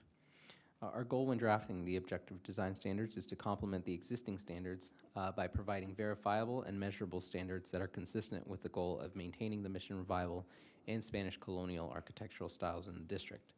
One example provided here for comparison is that a design guideline that's given in the specific plan is that details shall be used as essential small-scale elements of residential character. This guideline is not measurable, nor can it be verified in an objective manner, and can be up for interpretation. Some examples of objective design standards that serve to meet this guideline are specific dimensions for door and window recesses, the inclusion of certain details such as windowsills, and a clear identification of materials and finishes that must be used, in this case the use of smooth trowel stucco with bullnose corners. Detail is just one aspect of architectural design that's included in the creation of objective design standards for the Mission District specific plan area. Others include building massing, articulation, and roof design. Together with the help of our city architect, we've come up with a comprehensive set of objective standards that will not only accompany the specific plan document and guidelines, but will also simplify the design process for projects seeking to take advantage of these Assembly and Senate bills in each respective area of the city. We've provided visuals with the attachments of how the standards will apply. However, I've provided an example here for a previously approved and constructed development in the Mission District of what these standards look like on a finalized project. The callouts shown on the images are all examples of objective design standards that have been provided as an attachment to your report. These include parapet walls capped with stucco cornice, red clay or concrete tile roofing material on pitched roofs, roofs with overhanging eaves featuring stained or painted wood, 2-inch minimum recessed windows and windowsills, and canvas awnings with an angled surface as opposed to domed, open on both sides with a straight or scalloped valance.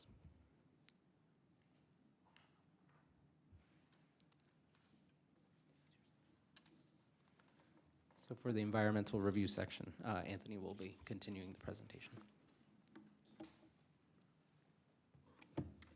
Yes, thank you, Marlon. So as far as the environmental review on this project, the proposed adoption of the objective design standards was reviewed against the California Environmental Quality Act and pursuant to Section 15305 of the guidelines pertaining to minor alterations to land use limitations, and Section 15061B3, the adoption of this is not considered a project, so it would be found to be exempt. Noticing was required for tonight's meeting, and it was actually noticed in the June 29th, 2023 issue of the San Gabriel Sun. This item was scheduled for the last Planning Commission meeting on July 11th, but it was continued to a date certain, which was tonight. So therefore, a re-noticing wasn't required since it was continued to a date certain. The agenda for tonight's meeting was posted, however, in the required locations of City Hall, Post Office, Library, and on our city's website. And it is with that staff recommends that the design review, of the Planning Commission of the City of San Gabriel, California, recommend that the City Council adopt an ordinance of the City Council of the City of San Gabriel, amending Chapter 153 Zoning Code, as well as the Valley Boulevard Neighborhood Sustainability Plan and the Mission District Specific Plan to incorporate those objective design standards for multifamily and mixed-use development. At that time, the City Council may adopt this as an urgency ordinance, a regular ordinance, or as both. And this would conclude staff's presentation. Staff is available for any questions that you may have. Thank you. Commissioners, do we have questions of staff? Okay. Commissioner Kratman, will you lead us off? I have a lot of questions, actually, so Okay. bear with me. I'm looking at Exhibit A, all the red writing there, and I'm looking at specifically design standards, shelter, item C. So A1C, if you're following along. Mm-hmm. The top plate of a covered entryway structure or porch must not exceed a height of 10 feet or the height of the top plate of the first floor, whichever is less. Mm-hmm. Why is that in there? So this was taken from, because a lot of the standards that are in here that staff has included is either something that we currently enforce in the code, or it's something that was taken as far as advice from the city architect or city landscape architect. This is a requirement in the R1 development standard, so it's something that is provided for single-family home development. So that's why we thought that it was something that we could include as part of this proposal tonight. That was the reason for it. So while it is objective, I don't think it's necessary to limit the height of your first floor to 10 feet. As a tall guy, with chandeliers and pendants hanging down and hitting my head on them all the time, I prefer stuff a little bit higher, and to mandate that everything's fairly low. A top plate would give you a roof, height or whatever, 10 feet, and then, there's an 8-foot minimum ceiling height. You've only got kind of 2 feet of play in there. So I think you get nicer buildings if they're a little tall. It also takes the heat out of the room. So, Okay. So the next one is D, all the units located along public rights-of-way must have the primary entrance facing onto the right-of-way. And this is for housing. Why is that? So this was something that was similar to what we have in the R3 development standards, where it says if you have units that are located on a corner property, If those units are, let's say it's Street A and Street B, the units that are facing directly onto Street B should have their primary entrance facing onto Street B, versus the units that are facing directly onto Street A have their units facing onto that street. So that's just something that we took over or adopted from the R3 development standards. So I just, again, you're making it so an architect can't design like an interior courtyard entrance, right? That they would have to come directly off the street, which, being a residential possibly building, I might want to come into a courtyard first and then go into my house instead of going directly into my house from the street. So I don't know why the requirement's necessary. Okay. The next one I have a question about is 2A.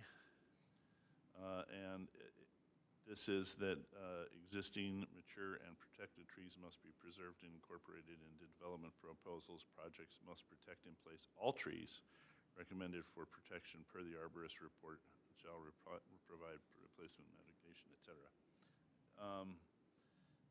It doesn't seem that that one's particularly objective because it's left up to the arborist. So if I'm buying the property, so just this property over here on Broadway that we just approved has a big mature tree right in the middle of it. And if I can't buy it because I got to hear from the arborist first to develop on it.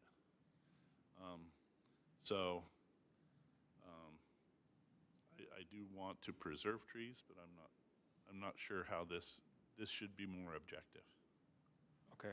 Like trees of such and such a diameter or whatever, which Okay. is what I think you guys have somewhere else in the code. Let me know if I'm going too long here, but there's on the next page, this is item 2B. It talks about requiring planter areas in front of housing units. And it says it should be, there needs to be a 6-inch raised planter, but it doesn't say where it's 6 inches from. So if it's 6 inches from the sidewalk, then you have like a raised planter, like a garden thing. If it's 6 inches from the street, then you have a typical curb, which is what I think you mean. But Yeah, and I think we could provide that clarification on it, but yeah, I think what you were referring to, we want to make sure that we list where exactly that measuring point is. So I think we had mentioned, or we talked earlier about having it at the finished grade, wherever that finished grade was of that planter, 6 inches up. right, immediately adjacent finished grade, but in this case, it would be in the street, right? It would be curb height, I think, right? Unless, because if it's at the sidewalk, then it's 6 inches on the sidewalk side, and then it's a foot on the curb, and when somebody opens the door of their car, they're gonna bang the curb. Correct, these are development standards that apply to private development on site. So it would be taken from finished elevation on the property. Oh, on the property, Correct.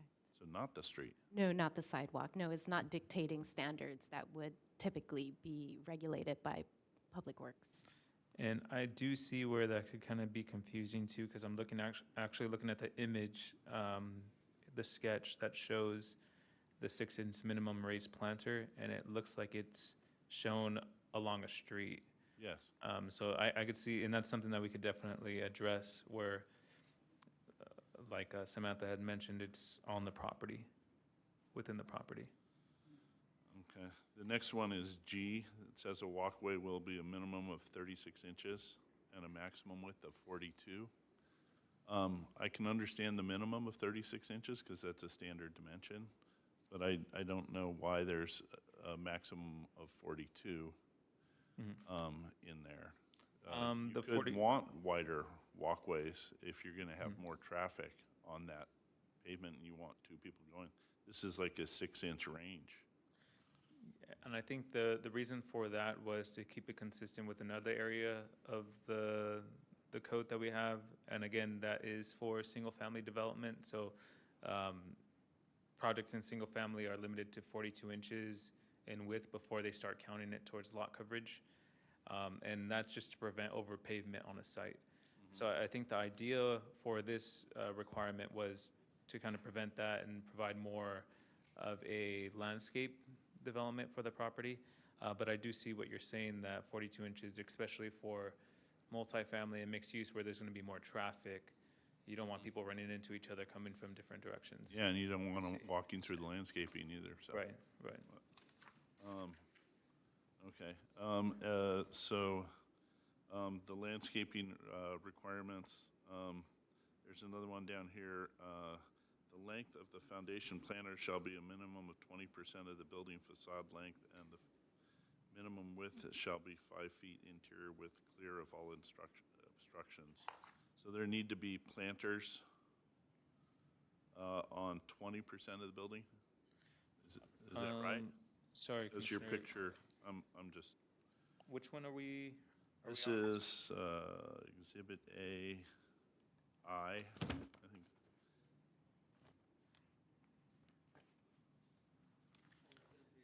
On the same page down. Where it says under landscape buffer. So it just says a foundation planter. I'm not sure what a foundation planter is versus just a planter. Okay. And just to understand that it's only 20% of the building has to have a planter. Is that correct? Because the drawing looks like it's continuous. It says figure 153.134. Okay, 2B. Landscape buffer, and then he's referring to the first item below that picture. The landscape buffer. Okay, on the, okay. So, and then the next one is K, projects must provide usable common open spaces with a minimum dimension of 10 feet. I don't know, is it 10 feet in one direction or square? Is it 10 square feet? Is it? Yeah, so I think that was something that we looked at in all directions. So it'd be 10 feet by 10 feet, basically, or at least 100 square feet for that project. And then going back to, I think you were talking about letter I, correct? Mm-hmm. Okay. Yes. So landscape must be incorporated between the building and the piece. Yeah, so this is something to, again, to kind of buffer. So the question about that was, I'm sorry? Well, there were two. One was a foundation planter. I've never seen that term before, so I'm wondering what's the difference between a foundation planter and a regular planter? It's an L. What? Nothing? It's an L, sign of L. Yes. So J, maybe that J. was one of the, yeah, J. That was one of the requirements that was provided by our city landscape architect. I am not exactly sure what a foundation planner is. I imagine that it's something at the foundation of the build, or yeah. I would imagine Ground it's level, ground level, ground but level. most planters are ground level. Yes, if foundation is leading to confusion, it's something that staff can easily remove, yes. Yeah. And as Commissioner Kratman goes down the list, staff does want to add, we're very appreciative of the items and for the commission taking the time to go through the language. Please keep in mind that this is proposed, and based on the commission's discussion this evening, for example, even the 10 feet open space in all 4 directions, in 2 directions, this is all subject to the Planning Commission's comments. This, again, some are, as mentioned by planning staff, some of these are carried over from existing regulations in the city's residential zones, some carried over from the specific plans, others that staff relied on from the city architect, the city landscape architect, and also the design review commission. So this is not language that is set this evening. If there's something that requires some discussion or further clarification, then staff absolutely welcomes any comments provided this evening. I mean, And we can always bring the You can bring the item back. I mean, yeah, I gave her a list actually. Of Yes, it was very helpful, thank you. I had questions about. So Do you want me to stop and you just work? No, not at all, if we can go through Okay, the so item. the next one yes. is L, and that says, that has plants up against the building. And then you have to have a tall shrub and then a medium shrub and a small. Just one comment on that. Putting plants against the building is generally not a good idea. You get water intrusion. I don't know if you want to require that or at least have them set off the building a little bit. That is one item that staff will lead for a commission discussion. Okay. The other one is balance of building massing. If you were to look at the San Gabriel Village, et cetera, there's a number of buildings that are very close together, and there's almost no space between them.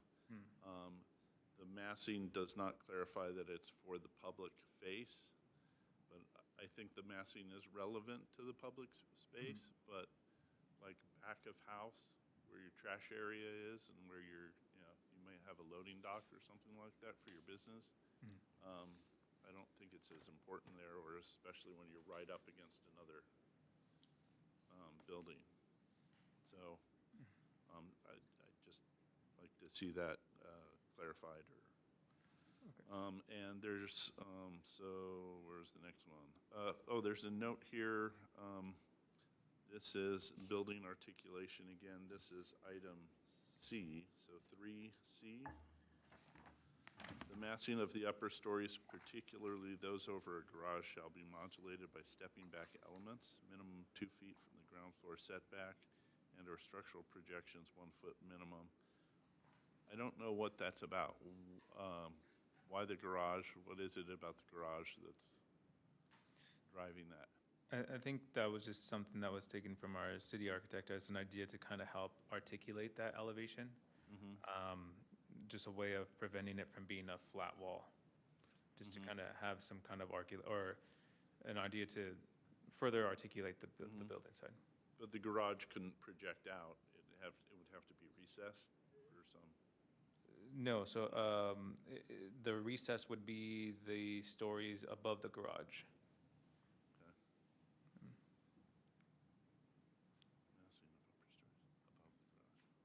Okay, I'm just wondering why the garage in particular is singled out. The next one is on the next page, F. Buildings must be designed and articulated with common details, articulation, materials, and elements on all sides of the building. Again, this goes back to the comment of the public face is one thing, but the back of the house is different. You might want to have like nice wood doors or glass doors or whatever on the front side of your retail space or your residential space. But on the back side, you may want to have hollow metal doors with steel frames, right, that can take a beating because you're going to be taking trash out the back or whatever.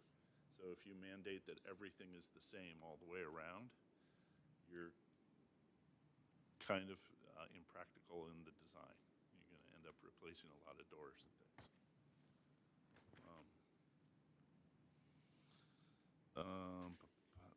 The next one is I on the next page. Each street or perimeter buffer yard shall include 1-2 canopy tree species. I'm not sure what a 1-2 canopy tree is. I think that one is it just needs some clarification. It's a 1 or 2 option for the applicant. Yes, but after receiving the comments, staff would revise that to read a minimum of 2 species. Okay. Or an option, yes. Okay. The next one is 5A, which is later down on the page. All windows must provide trim sills and a 2-inch recess. I'm just thinking that minimum should be added in there, a 2-inch minimum recess. I think that would be consistent with actually how our mission district language that Marlon was talking about. Because we do want some type of recess, but what if somebody wants to provide it, 4-inch or 5-inch? So Right, that would look good. Yeah, Those deep recesses, and they protect the windows from the elements a lot better if you get Right. the deep recess. So I think we could definitely add the word minimum, correct. Awnings must be provided on windows that are located on any elevation that faces onto any street. Just a note on the awnings. Awnings wear out, fade over time, and then they get tattered and they start looking. They make the whole building look shabby. So forcing somebody to put awnings everywhere might not be great, especially if the opening is recessed, right? If the door opening is recessed or the windows are recessed, like more than 2 inches or whatever, you may not need an awning there. And now this is just something else to maintain. So, just, again, That might be something that if the commission's okay with, it's just something that is removed or the requirement is reduced or. I can understand, like, so like the Mission District one with all the awnings there, very appropriate for the Mission District, it's very charming, and hopefully they're maintained over a long period of time. Right. But if you look back, you'll see these recessed windows that don't have awnings, where they're under a colonnade, so they don't need awnings. Right. Right? So, and it would, if you had an arch, right, your awning would really mess up the view of that arch if you had an architectural detail like that. So, I mean, this is a really good example of, you know, good awnings and not putting them where they shouldn't be. Right. Right? The next one is 5D, reflective coatings. This made me think of Disney Concert Hall, where they had to sandblast the thing afterwards. I just don't know how you can make that objective. I don't know what excessive glare is. Yeah, and that was something that staff was actually struggling with too. The words shiny came up or bright or, yeah, that was something that we do want to kind of get away from that, something that would cause a glare. But maybe there's a reflective quotient number, or maybe there's something scientific out there that's quantifiable. I don't know. I personally don't know. But, there's a couple of notes here next, like E, F, G, H. These are basically saying you can only make it out of certain materials. Wood, stone, brick, stucco, fiber cement. I think what it should be clarified that these are finishes, because there's plywood. The following building materials will be prohibited: plywood, plastic laminate, fiberglass. So I'm wondering what they're trying to avoid here specifically, because they have a long list of stuff that is approved, and they have a short list of things that are not approved: plywood, plastic and plastic laminate, and fiberglass. And then later on, when it gets to, it says 10 here, but I assume it's J. Fences and walls will be constructed of wood, vinyl, which is plastic. So, I can see these are kind of objective criteria, but they're kind of all in different groups. It would be better, I think, if they were denser and in one place. Okay. And then I think everything repeats as you get on to the other.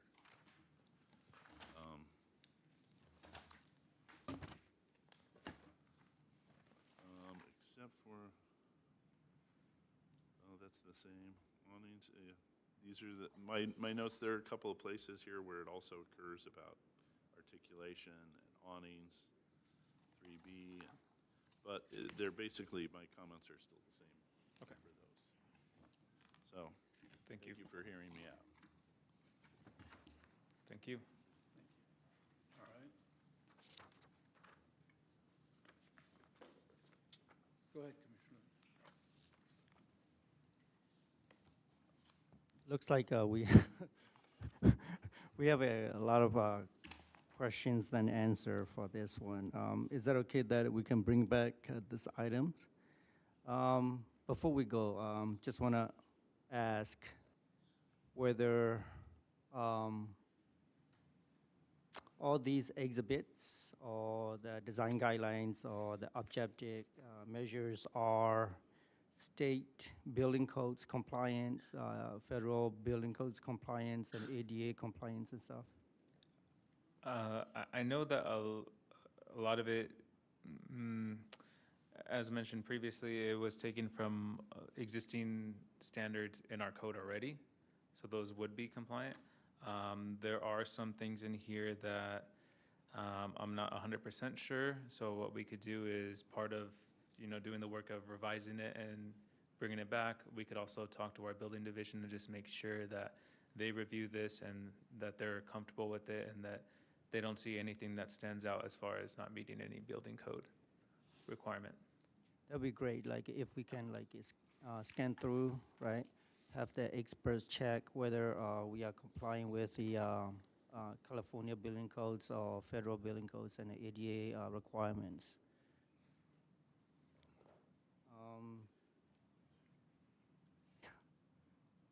And the other things that, the least thing that we want to do is putting a lot of regulation and guidelines for our residents and the developer in our city, right? Like we already have so much regulations, right?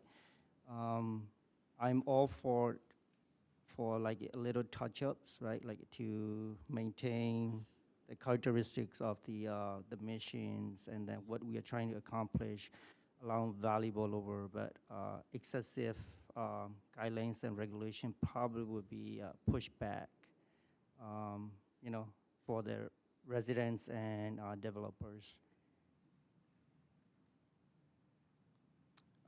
Another thing, last one is, this will affect everyone living in San Gabriel, right? So have we had any public comments or like any our friends from the developer to come in and then chime in like what they think about the new regulations or the new guidelines?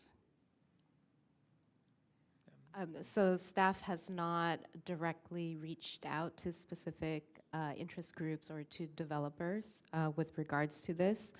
The idea of objective standards, again, it's per state law, and developers that are familiar with development in California is aware that many cities, if not have already adopted objective standards, are in the process of adopting.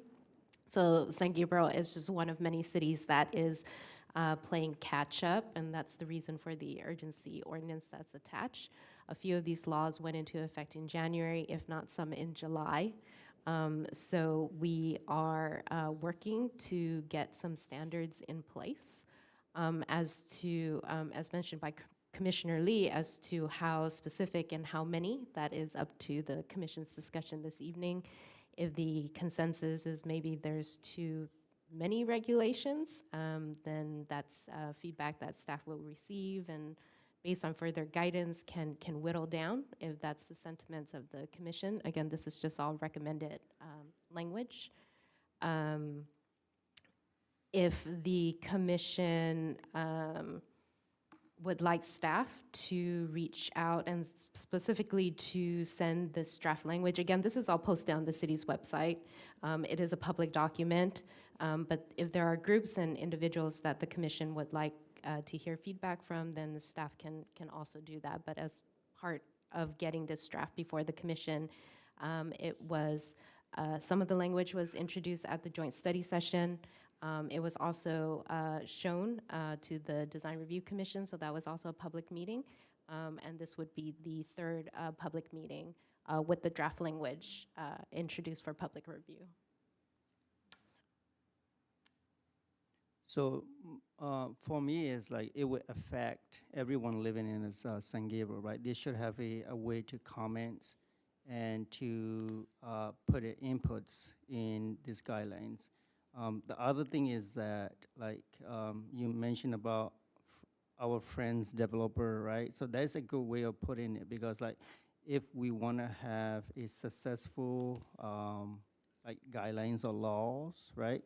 Then we need as much inputs as we can to be a successful one, right? So that's another one that I would like to see.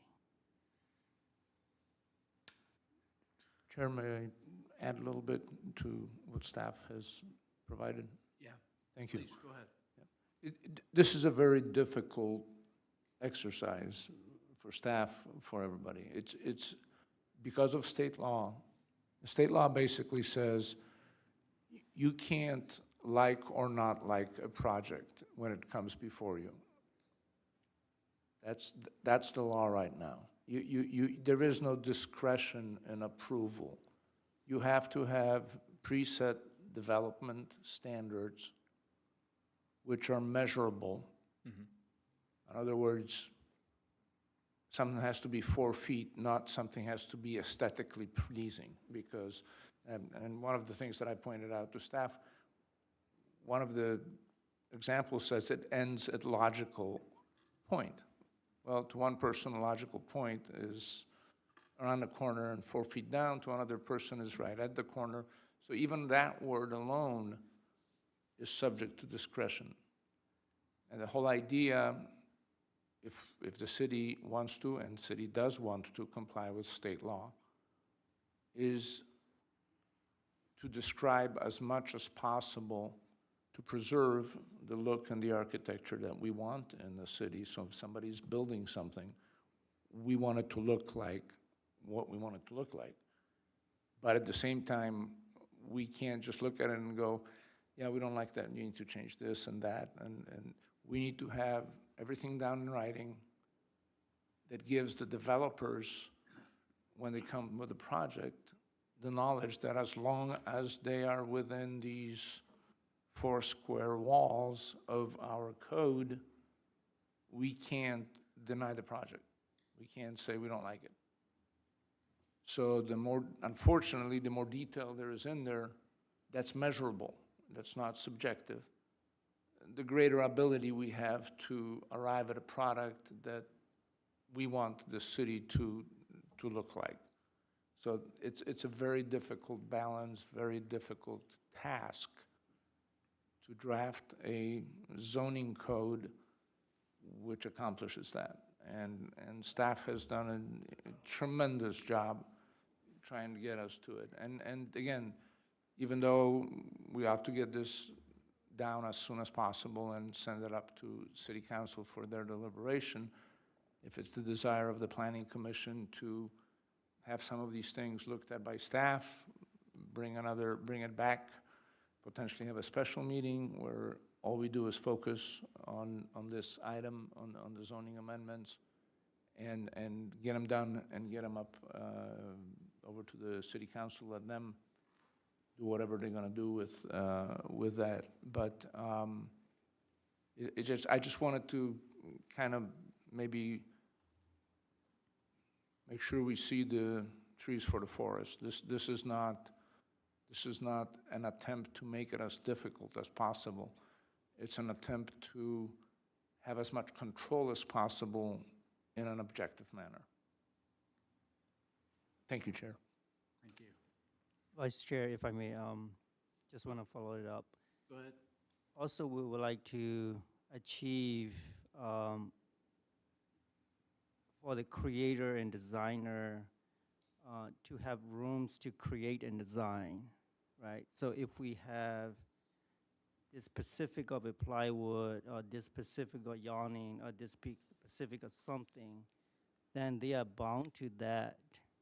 And then they don't have a room to create and design, right? So we just have to remember we leave some room for creativities in our city. Thank you. Just a couple of comments. I think within the limitations that are here, there is, if I read it right, there are primary materials. There's a range of primary materials. There's a range of secondary materials. That's where an applicant has some room so that applicant A and applicant B on 2 different properties aren't going to look the same necessarily. Is that the? That is correct, and that was something that we did kind of, or we wanted to take kind of what Commissioner Lee was referring to.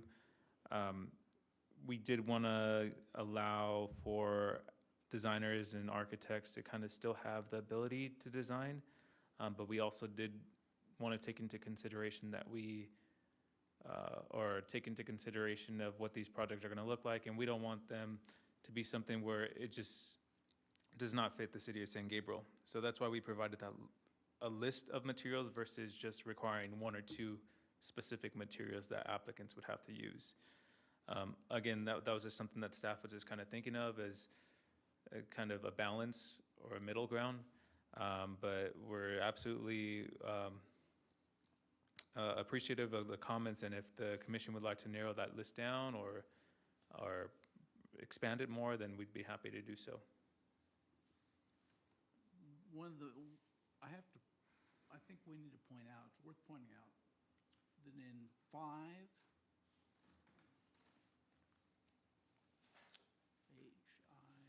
I guess J, is a key phrase. Affordable units and market rate units shall be constructed of the same material and detail such that the units are not distinguishable from one another. I think that's a very important point.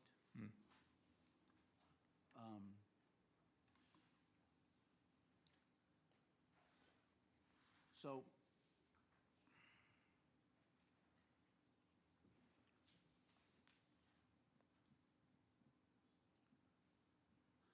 there have been a lot of comments,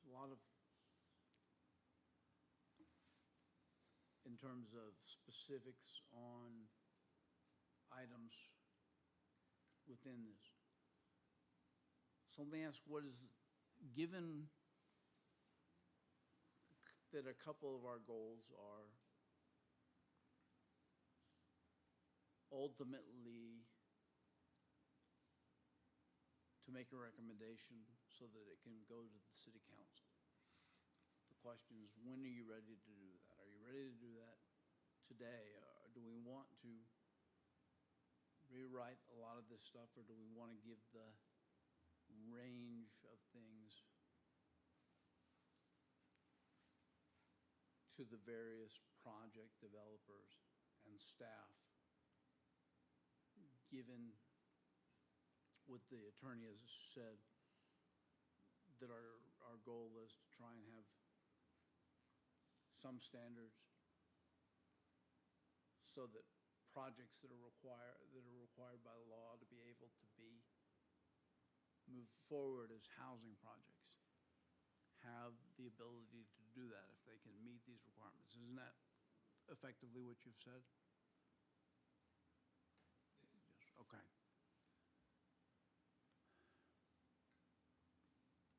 So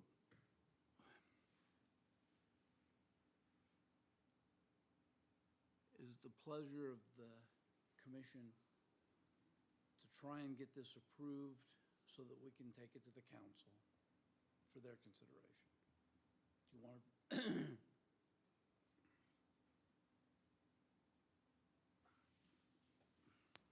You want it to come back?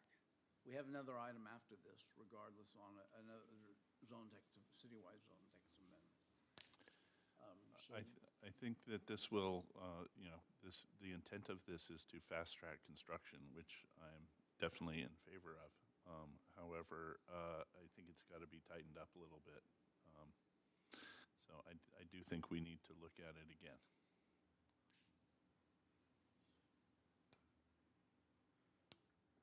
Okay. Is that the pleasure of is that the? So, Yes, go ahead. I'm open to the will of the commission. I do want to point out, I think that this is almost, as the city attorney said, an impossible exercise to some degree. You're going to have first of all, you're never going to be able to please everyone. But secondly, you're going to have people on the opposite ends of the spectrum. You're going to want, on one side, builders who don't want to be restrained at all, and then you're going to have people on the other side, residents and whatnot, who want to be overly restrictive as to potentially prevent certain types of developments. I think, and then kind of the state has put us in a position where if we don't do anything, we have to do something. We have to get something in here that articulates some type of objective standards. Otherwise, correct me if I'm wrong, city attorney, any project that comes before staff that doesn't have to come before the planning commission now is approved as long, and we get no say based on if something's not here. Is that right? Well, it's a little bit more complicated than that, but basically, not having current standards adopted that are consistent with the state law exposes the city. Should we, for example, try to shape a project that comes before the commission or before the design review committee, and start saying, well, I think we should do this, or I think this doesn't look good, or that type of pressure on the developer, or a denial of a project because of that, would be subject to a very quick challenge and would create issues for the city. So the task before us is to do this as expeditiously as it is reasonable, while at the same time understanding the significance and the gravity of the end result. Having said that, there is nothing improper or unusual or unprecedented about amending the code. We move forward, we adopt a certain set of standards, and if, as we go through life forward, if some of it doesn't work, then we bring it back and we fix it, we amend it. So you went exactly to where I was going to get to, which is I'm happy if it's the will of the commission to bring it back, look at it again. But ultimately, I think too, this will be a process that potentially, after several years of having this new law, or this new code in the books, we find out potentially some hindrances or some deficiencies that needed to be looked at, we go back to. I'll just say up front, there's certain things in here I feel like I could speak to. There's other things, they're out of my wheelhouse. I have, and my other commissioners, on some of them have spoken on those, kind of, they have expertise in that knowledge. So I think maybe accumulation of everyone's general thoughts, all of that also gets forwarded to the city council for consideration. I think too, this will provide, whether all builders like it or not, it also provides certainty so that they don't have the stress of coming before us saying, oh, are they going to approve it or not? They know up front, okay, if I do this, this, and this, it will be moving forward. So those are my comments. So I know that we need to get something done. So I'm open to either way. Yeah, I'm prepared to move forward, but it doesn't sound like everybody is. So. Vice Chair, if I may, Yes. the material before us has a lot of technical information. I don't think we have that expertise to kind of like go through and approve, right? Well, what I like to do is first address the comments of our co-commissioners' comments, right? Address those first, then have an expert look through the material and then see if it is a compliance with the current state and federal laws, and then bring it back. I'm willing to have a special section for it. What is staff's, does staff have a preference? Can I ask? I know you've been the staff's been working on this hard. I know that Commissioner Kratman's already submitted a list that I think can be probably forwarded. I can give you some general brief comments based on what I've looked at. What is the preference of staff? Do they feel that we need to get this done right now or very soon because actually the law is in effect now, or are they comfortable waiting and bringing it back? But then I guess how long is that wait? Planning manager, do you have any thoughts about this? So I can start, and Anthony, if you'd like to jump in. So it's not so much a preference of staff as one of the options for consideration before the Planning Commission this evening. Staff has received the detail list from Commissioner Kratman. Many of the items were very clear to provide more specifics so that it's clear to the user. So staff can absolutely clarify those items. Unless there are other items that require further discussions, or maybe that there's something in here that may be too detailed or not detailed enough, staff would ask for additional comments. But as part of what gets forwarded to the City Council would be to go over the comments that are provided by the Planning Commission this evening. And even as it gets to City Council, public comments are still being received. And so at that time, it's up to the council whether or not they want to take action based on the comments and recommendations from the commission, or if they would also like to take some time to further review the draft language. So that is an option before the commission this evening. If the commission decides to move forward with this draft, with the condition that the comments provided be either incorporated or addressed in some form, and for it to be clearly stated in the staff report and to be discussed before the City Council, or it's something that staff can come back to the commission with. It's up to the commission. If you can incorporate Commissioner Kratman's comments, and that we can approve it subject to those revisions, potentially, and that those be included in the City Council receives. I, for one, am okay with that. But the question is, are you okay with that? I'm okay with that. I mean, there is, this is like a horse that could be whipped forever in order to try to get it right. And we are under a timeline, and things can be amended. People make mistakes. You correct your mistakes as you go.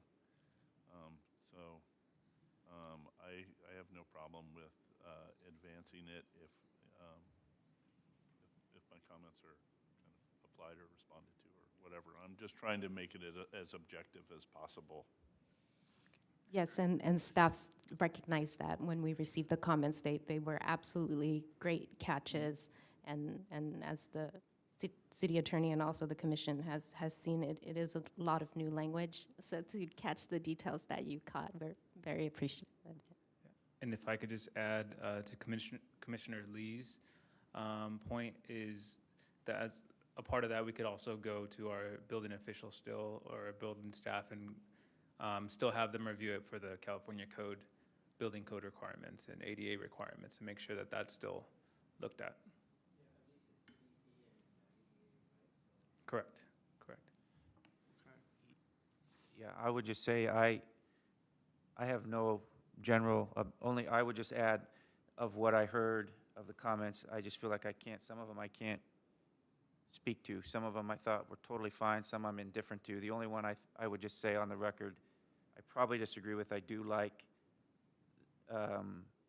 which I guess would go on the record to also get forwarded with Commissioner Kratman's comments of what he brought up. I would just say I do like this is A, design standards, 2, site design transition A. I do like the idea of preserving mature protected trees. I know in other cities, developers have transferred them into other sites, so I don't want mature trees to, I know it imposes an additional cost, but I think it's, for mature trees, it's something we ought to take seriously. So, but the other comments I thought seemed very reasonable. I just can't say, oh, I fully support all of them, because I haven't had enough time to look at them. So just with the caveat, I just think that the motion was, we're all going to vote to support those comments. I would say I would vote to have the commission seriously look at them and consider them. And then my only comment is that particular bullet point. And then I agree with Jerry's point on affordable units have to be, I do want to keep that, have to be, look the same as all of the other units. So, I mean, is the commission okay with that? I just feel like I don't know the recommendations well enough that Mr. Kratman laid out to say, yes, I 100% support all of them, but I do think that they were very articulated and the council needs to look at them closely. And just for staff clarification, I just want to make sure that some of the items that were identified in Commissioner Kratman's comments, some of those are specific to the general, it would apply to just the C1, C3, R2, R3 zones. But we also do have our specific plan areas in here as well. Some of those do carry over, so I just want to make sure that if it was clarification in that area, it's also to be clarified in the Valley Boulevard and Mission District as well. Okay, okay. Okay, yeah, no problem. I just wanted to.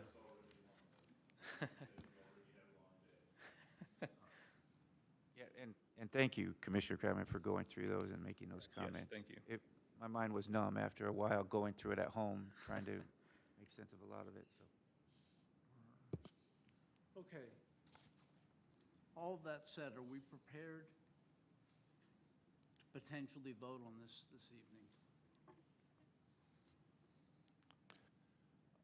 I move that we vote. Oh, prior to that, just a quick opening of the public hearing, and then to receive any comments and then a close of the public hearing. Yes, so we should do that. Well, there's nobody in the audience, so the question is, have you received any comments? We should still formally open the public Let's hearing. open the public hearing. Seeing no one there, have we received any comments by email? No, Vice Chair, we have not received any public comments for this item. Okay, so we will close the public hearing. Thank you for identifying that.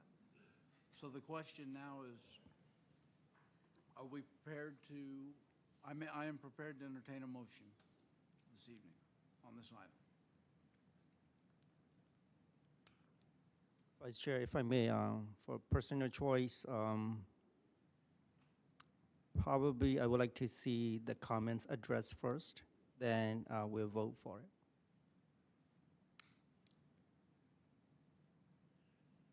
Okay.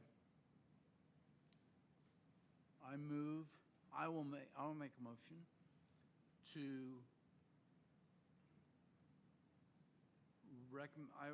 to have this item go forward to the city council with all of the comments from Commissioner Kratman and addressing the issue of mature trees, making sure we address the issues of mature trees as Commissioner McMorris has requested. All that being said, all that stuff being included, I recommend that we approve it or move forward with a recommendation that this goes to the city council. Vice Chair, before you end, would you include city staff look through whether it is complying with the state building codes and federal codes? Absolutely. All of the comments from the commissioners in that regard. Yes. I second. Okay. Can we have a roll call vote, please? Vice Chair Schwartz, Yes. Commissioner Lee, Aye. Commissioner McMorris, Yes.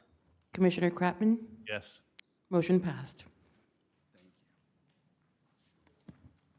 All right.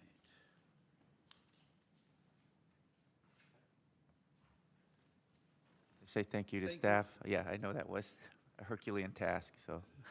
Thank you all for, commissioners, thanks for the work that you have done on this item, and particularly Commissioner Kratman in terms of the detail. The last item is item D, is a zone text amendment ZTA A 23-003 to the mixed-use standards in C1 and C3 zones. And it looks like, Samantha, you're batting cleanup. Yes, thank you, Vice Chair and members of the commission. So this is a zone text amendment. There's a little bit less information associated with this proposed amendment. And as stated, it's in regards to mixed-use standards in the C1, C3 zone districts.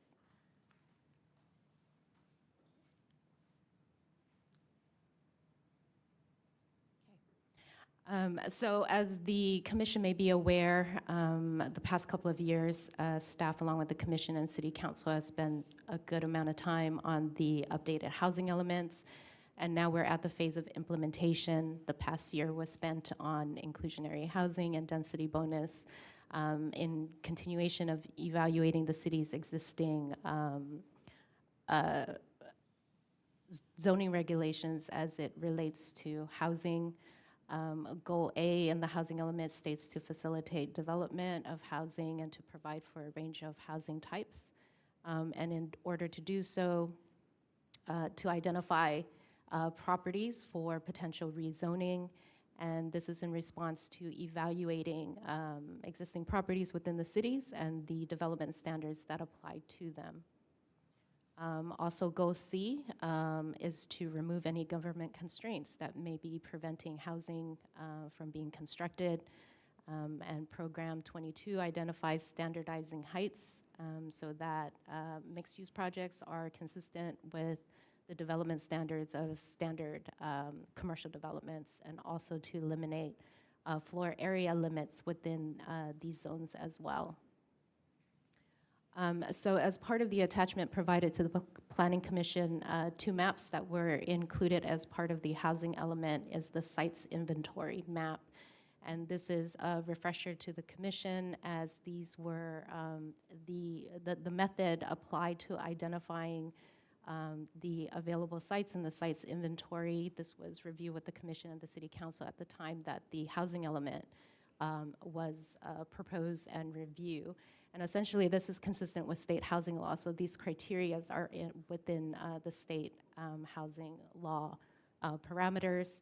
And it was to include identifying vacant sites that are currently zoned residential, vacant sites that are zoned for non-residential that allows for residential developments, residentially zoned sites that are capable of being developed at higher densities, sites zoned for non-residential use that can be redeveloped for residential use, redevelopment of non-vacant, non-residential sites. Also evaluating development potentials for parcels that are greater than 0.25 acres, that currently do not have entitlements in place and are not under reviewed, and is not a public facility or public use. And then also additional requirements from the state was to evaluate properties site by site, parcels by parcels, to evaluate their building potential and what may be keeping properties from being developed for housing. And so those are the maps. The presentation is a little bit small, but again, this is in the city's housing element, available on the website and also within your package. And when evaluating properties for development potentials, before going into the existing residential areas, the R1 single family or even the R2, staff started with evaluating the properties that are adjacent to major corridors, commercial areas that allow for mixed-use developments, and to keep commercial developments, but then also with the potential to introduce housing. And currently the C1, as mentioned, C1 and C3 allows for projects to be mixed-use developments subject to a conditional use permit. There are standards for mixed-use developments that are currently in place. As mentioned in the staff report, it was introduced in 1995, so it's something that has been in the books for many years now. So as part of evaluating existing properties within the city, again, site-by-site evaluation based on the criterias that were previously mentioned. Are the sites vacant? What zones are there? What development standards? What is being proposed this evening, and again, this is the northern end of the city where the majority of the sites identified with building potential is located along Las Tunas and San Gabriel Boulevard. Las Tunas is primarily a C1 zone, and San Gabriel Boulevard is a mixture of C1 and C3, but primarily C1. And then also building potentials within the Valley Boulevard specific plan area. The blue represents the sites that have potential for more affordable housing, and this is based on just the development standards allowing for higher densities, the potential for smaller units, and therefore different housing types at different affordability rates and sales prices and rental prices as well. So what is before the commission this evening? Again, this is existing code language that is within the zoning code. What's being proposed is a slight adjustment to the density. The current density for mixed-use projects is 25 units to the acre. What is being proposed is a slight increase to 30 units per acre. And then also, as mentioned, as part of the housing goal, to have heights be consistent for mixed-use development to commercial developments where currently mixed-use developments are at a lower height.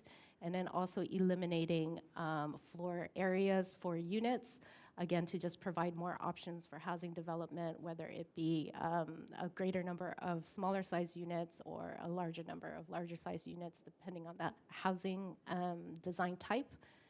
That is what is being proposed before the Planning Commission this evening for consideration. And so with that, the recommendation is to adopt the attached resolution, again, to recommend to the City Council to approve the proposed zone text amendment, that's ZTA 23-003, amending the Chapter 153 zoning code of the San Gabriel Municipal Code relating to mixed-use standards in the C1 and C3 zone districts. And this concludes staff's presentation. Samantha, on number 5C5, height limit for mixed-use projects, Yes. is that 5 feet or 70 stories, 5 stories or 70 feet, sorry? Is that with a density bonus, or is that just standard?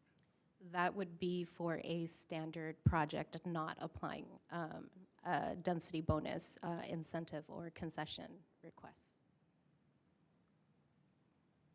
Okay, thank you. Questions? Go ahead. So, so I have a couple of questions, which I think are going to be determine how I vote on this. I think that correct me if I'm wrong, I was trying to, at the top of the page 2 of the staff report here, by increasing the units per acre, then now one would be able to, it would be feasible, or you would be labeling it per your methodology, not just moderate and above moderate, but low-income units could go in there, correct? That's correct, per the method. Yeah. And then the second portion here is, rather than eliminating something, you're just making it uniform, which is the number of stories and the height across 2 different but very similar zones, correct? Correct. And the third one, which concerns me, is eliminating floor ratios. And let me tell you why I have that concern. Currently, that is one of the concessions that is allowed in the state's density bonus law. So that's an incentive for builders to potentially build affordable units in their projects. So now we've made these lots, we've increased the number of units they can put on so that potentially low-income units can go on it. And we've increased the height so that it's uniform. but now you actually have to get them to build the affordable units. And I think by taking away one of the carrots in the state's density bonus law, and just us saying you're going to be able to build, we're just not going to have a minimum floor ratio, you're disincentivizing the building of the affordable and essentially minimizing or disincentivizing the use of the state's density bonus law to create the affordable housing that we need, which we can't get currently because we don't have an affordable housing or an inclusionary housing ordinance. So that, based on that, I'm fine with the others, but I would not vote if this one stayed in, just because I think, because we don't have an inclusionary housing ordinance, we really have to rely on the state density bonus for builders to build affordable units. So I would recommend not putting that in. Thank you for the comment, Commissioner McMorris. If you see on page 3 of the staff report, floor area ratio is actually being preserved and not adjusted in any way. It is the minimum unit size that staff is proposing to eliminate, so as to provide greater options for the size of the units within a project, but not to adjust floor area ratio for a development.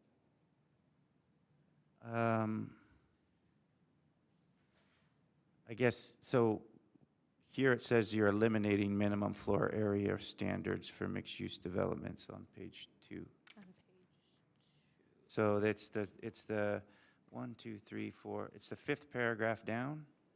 It says Program 24 identifies eliminating minimum floor area standards. Oh, apologies for that. It is to eliminate minimum size of dwelling units.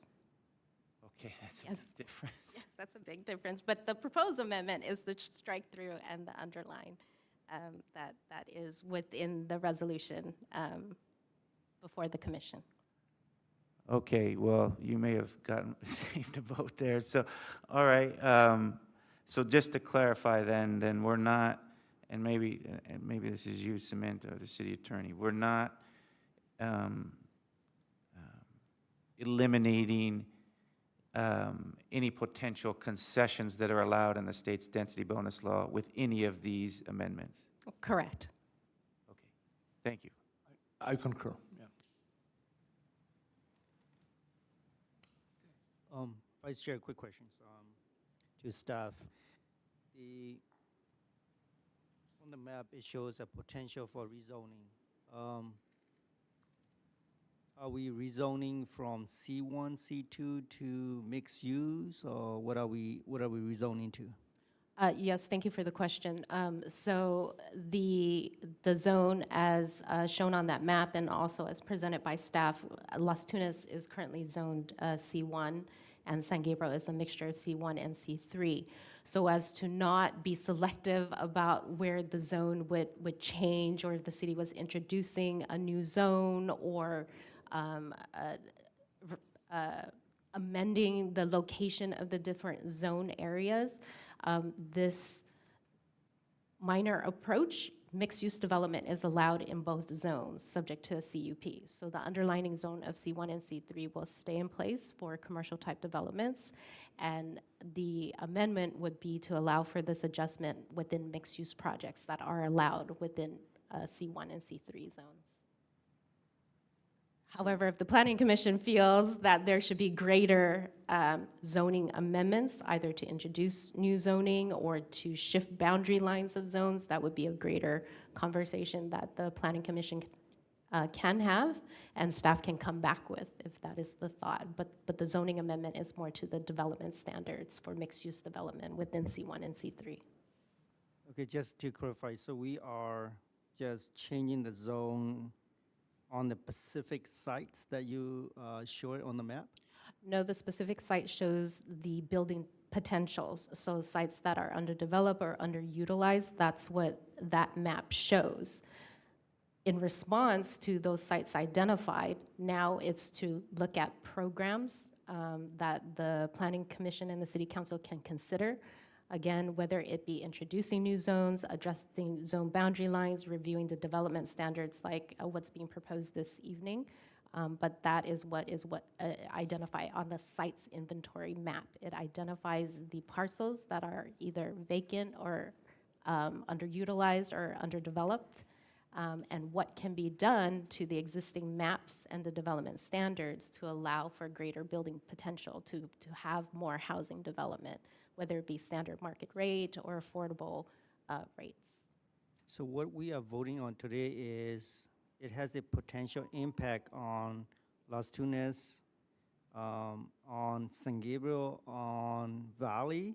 No, Valley is subject to the specific plan standards. Okay, so it will have an impact on Las Tunas as a whole, right? C1 zone, and then San Gabriel as the C1 and C3 zone, not on the specific sites that you mentioned as a potential. If the sites fall within Las Tunas and San Gabriel, then it would apply to those and specifically to mixed-use development. Okay.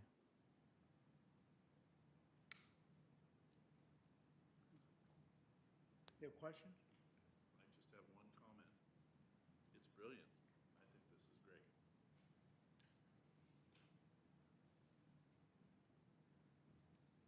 We need to open a public hearing.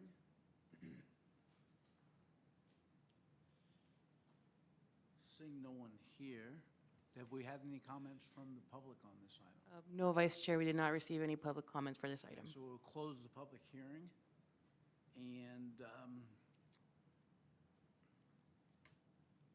comments from the commission on this item.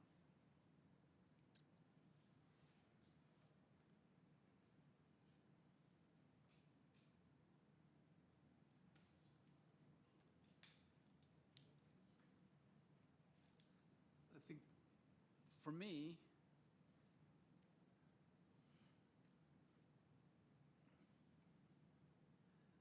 you know, given the requirements to grow housing in our town, in our built-out community, I think this does covers the areas that are most likely to see development.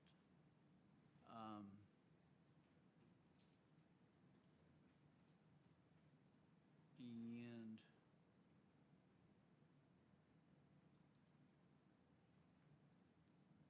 I think this does it as well as it can while preserving some flexibility in terms of, you know, with floor area ratio, for example, and what have you. This still allows mixed use, so we could have commercial and residential together on places like on San Gabriel Boulevard, some of the projects that had been proposed prior to the great financing debacle of the last couple of years. So I think this gives us some flexibility and still gives staff the ability to meet the requirements that are necessary to promote housing so that we can attempt to make our RENA numbers.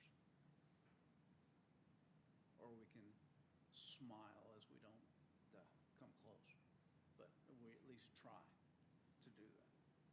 So I understand what we're trying to do, and I'm as comfortable as I can be going forward. So I'm willing to hear from my fellow commissioners on this item. You've already. Yes, thank you.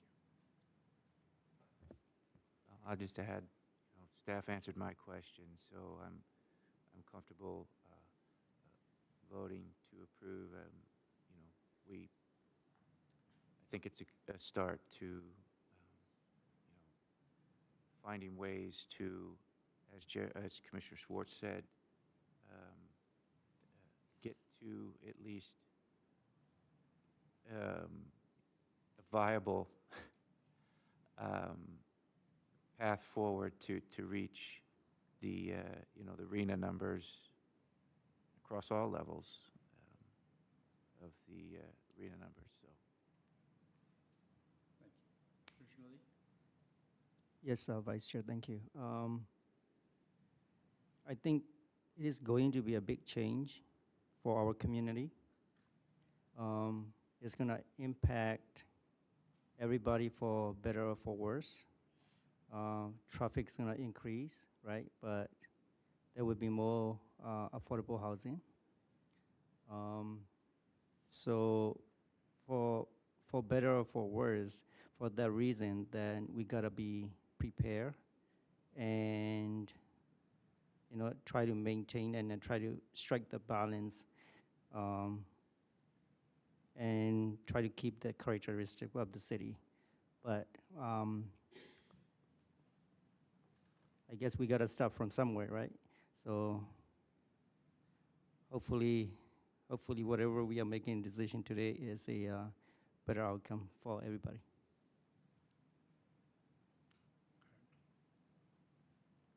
Is there a motion on this item? I move to approve. I will second it. Can we have a roll call vote, please? Vice Chair Schwartz, Yes. Commissioner Lee, Aye. Commissioner McMorris, Yes. Commissioner Kratman. Yes. Motion passed. Thank you. I will just tell you guys parenthetically as we go on to the next, the comments from the planning manager. I have an ongoing conversation with my 28-year-old son who believes there should be no single-family zoning left in California, that everything, that each of us who live in a home should have a multifamily project next door to us. So this doesn't do this. So anyway, comments from the planning manager. No comments. Okay. Any commissioner comments or reports this evening? No, I just want to say, appreciate all my fellow commissioners' comments and feedback, and thanks for all your good work. And Chair, if I may, just to remind anybody who's in need, I think we're going to be doing AB 1234 training next Wednesday? Thursday, the 18th. This Thursday. Oh, this Thursday. Yes, this Thursday, the 18th. Okay. This Thursday. For some reason, I'm one week behind. Yeah. 6 to 8. Yeah, 6 to 8 here. In the council chambers, yes. It's a required, Is everybody signed up for that? That's the 65. I don't know who signed up. I'm presenting. I have no idea who will be there or not, but it'll be here. I signed up. Okay, thank you. If you're not, you can email the city clerk, she's who I RSVP to. Right. Okay. Seeing no other comments, we will adjourn the regular meeting of Planning Commission to the next meeting, which will be on Monday, September 11th at 6:30 here in this building. So, meeting is